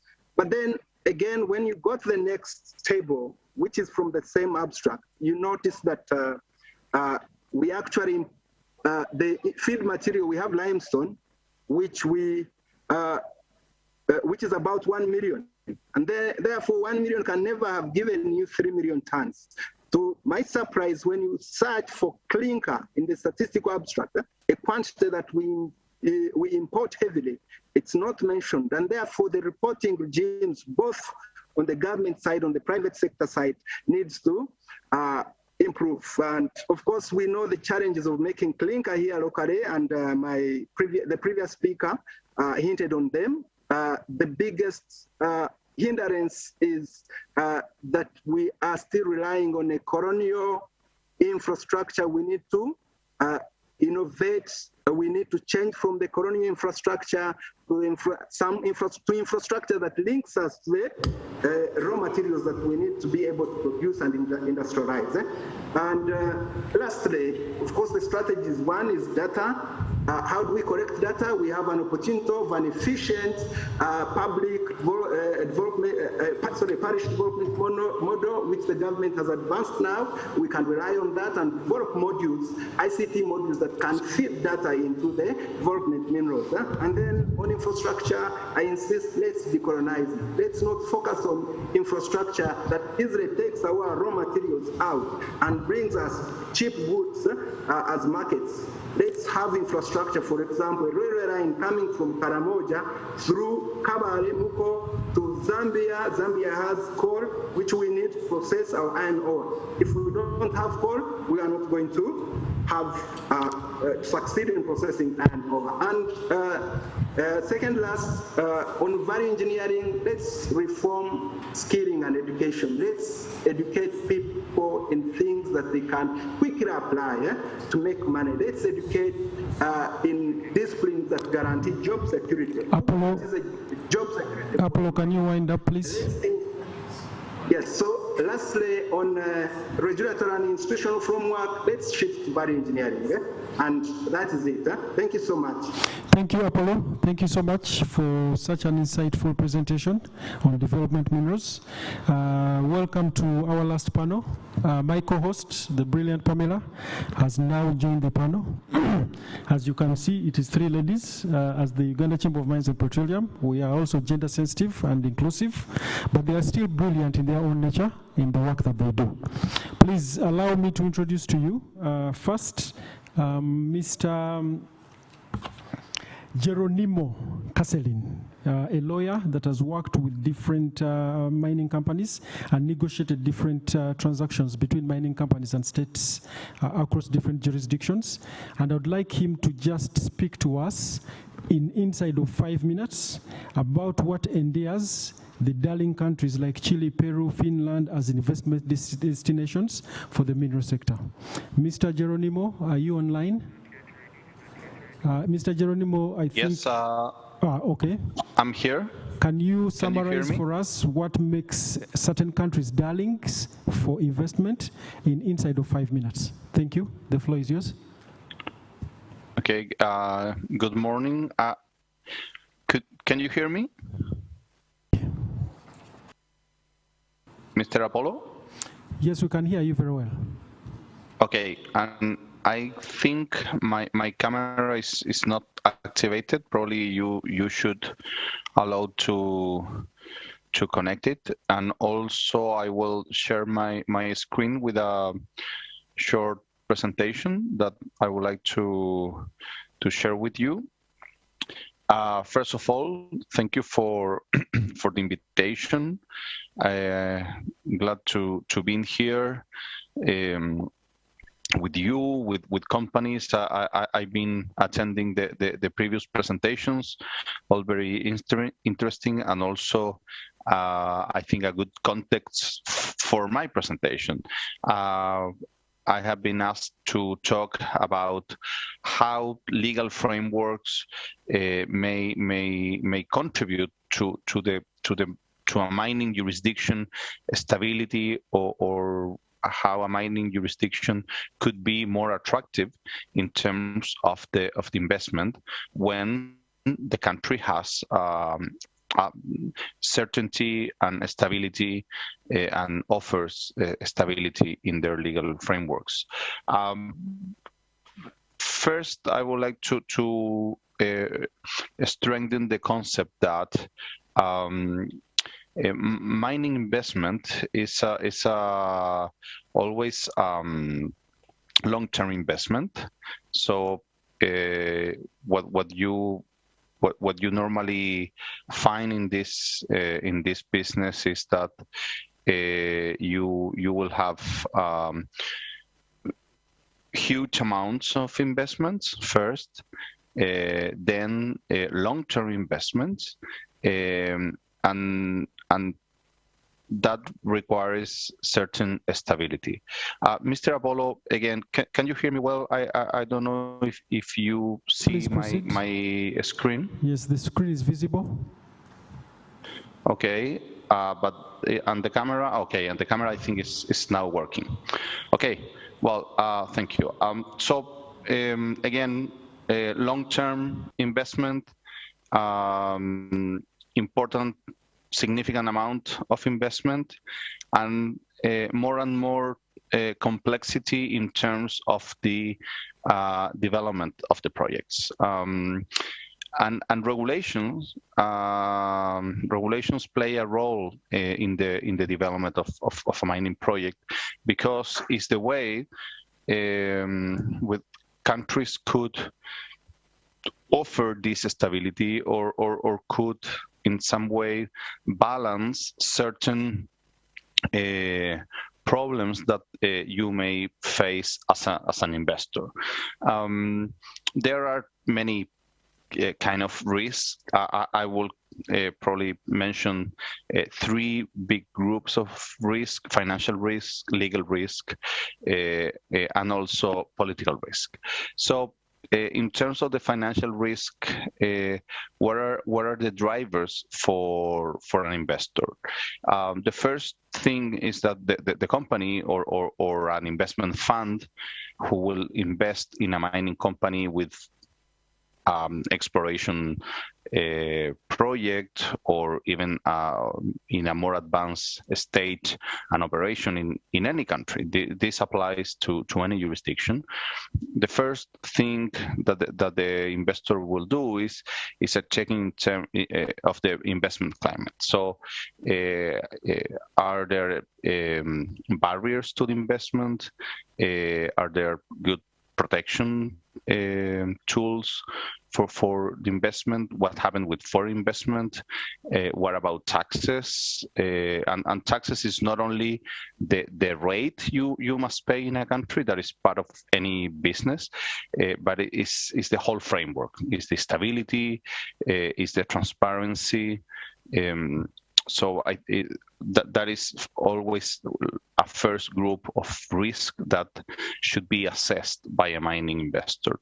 Then, in terms of legal and regulatory frameworks, we will seek a jurisdiction that offers stability, that has a transparent judicial system, in which the relationship between the mining right holder and the state could be balanced, in which the authorities act within certain framework. Of course, the environmental permitting system should also be transparent, and it should provide enough protection to the country, so enough environmental protection rules, but also from the point of view of the investor, those permits should be obtained in a fair way, in a technical way, and not depending on too many authorities. So the ideal is when you have like one window entrance to the system, and then all the stakeholders, different agencies in the state could request information about the project and its environmental impacts. In terms of the political risk, here is certainly corruption is like number one of concerns for any investor, but more and more how you develop, or how you will be able to develop the project in a certain territory. Okay, so what is the situation with communities? That must be considered, of course. But in many cases, you may find like anti-mining groups or environmental activists. So could you we need summarize, to assess political risk in terms of the stability. So Geronimo, could you summarize, please, in 2 minutes? The political cycles, who are the local authorities, what are the anti-corruption standards, the government intervention, and so on. I have listed certain points that I think are key. transparency. Geronimo, Yes. can you please summarize in 2 minutes? Yep, sure. Transparency is key, a balanced relationship between different states in the government, so not influence from one to another. Due process in judicial procedures and administrative procedures too, so that is like to avoid corruption mainly. Investment protection, that should be through bilateral investment agreements, free trade agreements, mining development agreements. So the important thing is that the investor should know the rules in advance. Hopefully that rules don't be changed, and if something happens, you will have a good system, an effective dispute resolution system, for example. In terms of the standards, I think EITI is a great standard. It is promoted by the World Bank, by the Intergovernmental Forum, and other institutions in order to track all the monies invested in the mining industry, but also how the state receives those monies and invest them in the country. Just a final slide to summarize this how important drivers to protect mining investment, a legal framework with a long-term view, a good system of mining rights and property rights, also a fair and technical environmental and social assessment impact system, tax stability and transparency, and all that will provide stability and certainty and protection to foreign investments. Thank you, Apollo. Thank you very much. I'm happy to receive any questions from the audience. Sure, we'll get to you. Thank you so much. Thank you, Geronimo. Allow me now to go to my three panelists, the brilliant ladies on the panel, and I'll go first to Ms. Sharon Tem, who is the CEO of the African Gold Refinery. This is a $15 million investment that has been done in Uganda, and currently they are probably one of the largest gold refinery companies within East and Central Africa. Sharon, just like to put to you under 5 minutes for you to just give your view of the role of a stable and a favorable legal framework in attracting investment, and how can the legal and regulatory framework be able to support human and institutional capacity to strengthen mineral development and processing. Thank you very much, Apollo. When I saw the topic question, actually it's too broad. I have seen the previous speaker trying to touch a bit of everything. Bringing it back home, if you're looking at it on a big, the perspective of a country, we need to start from the bottom up. That is right from the miner, the artisanal, you have to follow the trend of the mineral right to its final destination. The regulation should create an environment that enables everyone to benefit and participate and grow. How does it do this? We are looking at, I'll start from African Gold Refinery's perspective. There has been a recent law that was passed, I think it was an amendment to the Act, where we are tagged to pay 5% levy on every kilogram of refined gold. This is a classic example of a regulation or a legal framework set to disorganize investment or to remove investment. It's impossible. You are actually damaging the refining sector. I think there's a lot of education required, especially to the people who are passing these laws, because some of these enactments come up and the very people in the sector are not even aware. Actually, we just found, I think someone sent me this regulation on WhatsApp, and I'm like, when did this happen? There was no deliberation, there was no, I think there's a lot of, there should be a distinction between mining, refining, processing. There are different stages of a mineral development.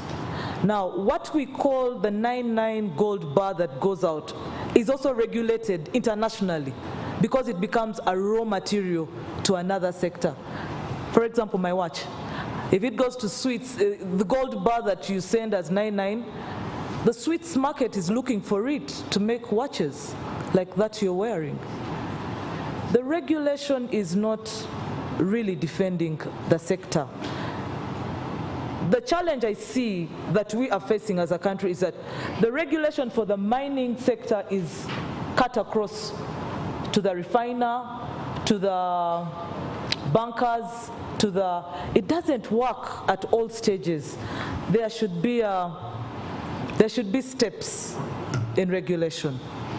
I liked what the previous speaker said, and actually I would ask that we should take it on. Protection of investment. That is a very, very key point that he brought out. Investments are coming up. I'll give an example as AGR. It's a case study. We came in to invest when it was really a financial risk and a regulatory risk. There was nothing to do with regulation of a refinery. It was a big risk. You come in, create a refinery, and there's no law regulating. That in itself puts you in a place whereby you need what we call investment protection. Actually, I think this is something I'm taking from this. The previous speaker brought it up. Investment protections are actually something that we should lobby for. These are some of the policies that should come in the mineral sector. When you look at me, I think like you're telling me to stop. The time is there. Oh, when we talk about gold, for example, we need gold. The big elephant in the room usually is that the public sector always throws at us in the private sector is, what is the government's benefit of this gold? There are tons and tons of gold, but we don't understand the benefit. It's because the regulatory system itself is not regulating the benefits. We have what we call indirect benefits and direct benefits. If you create a gold market, which is regulatory, that gold market is already a source for you to have what you call the direct benefit. And we have always asked, let's have this creation here. Let's remove this 5% levy and have gold transparently on this, in our economy. But now it's going down because it's going to the smugglers because thank you. The regulation is killing it. So just to wind up. Okay. 1 minute. I propose that we revise certain regulations that are detrimental to investment of the in the mineral sector. Thank you very much, Sharon. And speaking of investment protection and the issue around the taxes that have just come through, allow me to bring in Pamela, who is a partner at PwC and a tax expert, and she's also our treasurer at the Uganda Chamber of Mines and Petroleum, to speak to what would be the best international practices in terms of taxation for the mining sector. Pamela. Thank you very much, Agre, and good afternoon, viewers. From a tax perspective, I will focus on the need for stability as well as the ease of administration of taxes. And speaking of stability, our previous speaker, I think it is Geronimo, spoke about stability agreements. I know the uniqueness of the sector, the mineral sector. There are some countries that have gone before us. Definitely, they've made use of stability agreements. Now, stability agreements are supposed to achieve maybe fixing certain tax rates, fixing tax bases, and then making sure that those are ratified or they are made into law, if I may simplify it that way. So our government needs to think about the need for stability agreements, for example, if that is something that we want to consider as a country. If we go for those, how do we make sure that they are put into law by including them in our tax laws in the country? Secondly, how do we make sure that they are easy enough for the players in the sector to be able to understand them and to comply? Because the importance of compliance is very paramount. And if we do not comply, then we do not achieve the objective of having a significant contribution to our GDP. So that is one point. Secondly, I would like us to think about where we are as mineral sector. It is a very young sector that needs a lot of support. And because it needs a lot of support, we need to think about who do we tax, where, at what point of the chain do we want to tax? What do we want to get out of this sector?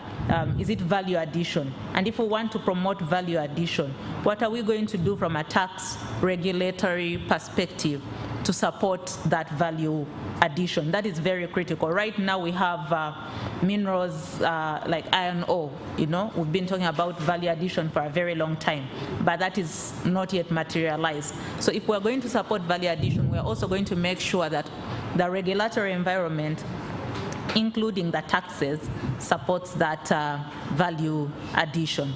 So Agri, I will sort of pause it there and just call upon our government to just make sure that we look at what other countries have done, the ones that have been in this space before, what has worked and what hasn't worked, how have they managed to promote the young sectors so that they are sustainable, and also how have they managed to promote value addition. Thank you. Thank you, Pamela. And allow me at this point, after the taxation, to bring in Ms. Gloria Mugambe, who is the head of the EITI Secretariat. EITI is Extractive Industry Transparency Initiative that Uganda joined to try and cure some of these challenges. And I'd like to also ask her to contribute on what the legal and regulatory framework can be able to contribute to institutional capacity building and to strengthen mineral sector development. Gloria. Thank you, Agri. Good afternoon, viewers. Agri has introduced me. My name is Gloria Mugambe. I'm the head of the Uganda Extractive Industries Transparency Initiative. The Extractive Industry Transparency Initiative is a global body that promotes international best practice in the running of the extractive sector. So there are 55 member countries. Uganda joined in August 2020. And what joining EITI does for us is it makes us part of a group of countries that are adhering to a common code that is understood to be the best way in which an extractive sector should be run. So what we do is we look at the whole extractive value chain, from contracts and licenses to exploration and production, revenue payments, revenue allocation, and how this money is used. So the question that we were asked to discuss is the role of stable and favorable legal and regulatory frameworks in attracting investments. So in the first place, I think it would be important to define what makes a legal and regulatory framework stable and favorable. So I think there's three things really to look at when you're considering a stable and favorable legal and regulatory framework. I don't think favorable is a good word, because favorable implies that we are favoring one party over another. I think balanced should be the better word, because there is a win-win situation. So there's three things. It must be stable, as is in the definition. It must be coherent, and it must be enforceable. So for stable, it shouldn't change from one year to another. Sharon has just been talking about this new regulation that came in and that caught the investors unaware. I think it's important when regulations are being changed for all parties to be consulted. The other thing about the extractive sector is it's a long-term investment. So people don't want to start investing at the beginning of 7 years, and then at the end of 7 years, the terms and conditions under which they invested at the beginning have changed. So stability is very important. The second aspect of the framework is it should be coherent. All the different parts of the framework should speak to each other. There are different sectors that affect the mining sector. It's affected by environmental laws, it's affected by land laws, it's affected by the PFM Act. So these should all be saying the same thing. The third thing, they should be contributing to the same result. The third thing is it should be enforceable. There's no point in having a good, stable framework if it can't be applied. The investors, both parties must know that these are the rules of the game, and if I don't play by the rules, I get punished or I get rewarded depending on the situation. So for us at EITI, I think what we bring to the table is we bring the global perspective. We are able to support the country in comparing with other countries in terms of legal and regulatory frameworks, and I must say that in comparison, Uganda is supposed to have one of the best. I think where we face a bit of a challenge is in enforcing, but our legal and regulatory framework is considered to be quite robust. We also support the cohesiveness because EITI implementation in Uganda is overseen by a group of stakeholders from all the different sectors that are involved in extractive. So you have people from NPA, you have people from Petroleum Authority, the chamber is a member. So when everyone is sitting around the same table, they're able to discuss and agree and not work in their different silos without knowing what's going on in the other sector. We are going to produce an annual report, which we will do an assessment of Uganda. So it will be a self-assessment, including of the regulatory framework. And this report is due in Feb next year. So from this report, we're able to compare ourselves internationally. Are we doing well compared to what is considered to be international best practice? Are there areas where we can improve? What is good, what is bad, what can be done better? Lastly, in terms of strengthening human and institutional capacity, EITI provides an opportunity for peer learning and for information exchange with other countries. We're able to learn from the favored countries, like the ones which the previous speaker was talking about, Peru, Finland. What have they done well and how can we improve, even in terms of our financial capacity, institutional capacity, and then also to look at the bad examples and say, what is it that we must not do in order to adhere to international standards. Thank you very much, Gloria. Thank you, Pamela. Thank you, Tem. I think you've heard from the brilliant ladies. Tomorrow we'll be here again, same time, on NTV and also on the YouTube channel for Uganda Chamber of Mines and Petroleum. We'll be receiving a sponsor's message shortly, but I'd like to take this juncture to receive closing remarks from Ms. Emma Mugisha, the Executive Director and Head of Client Solutions, Stanbic Bank, very solid and has been a good supporter of the Chamber for many years, to give us a closing remark so we can call it a day.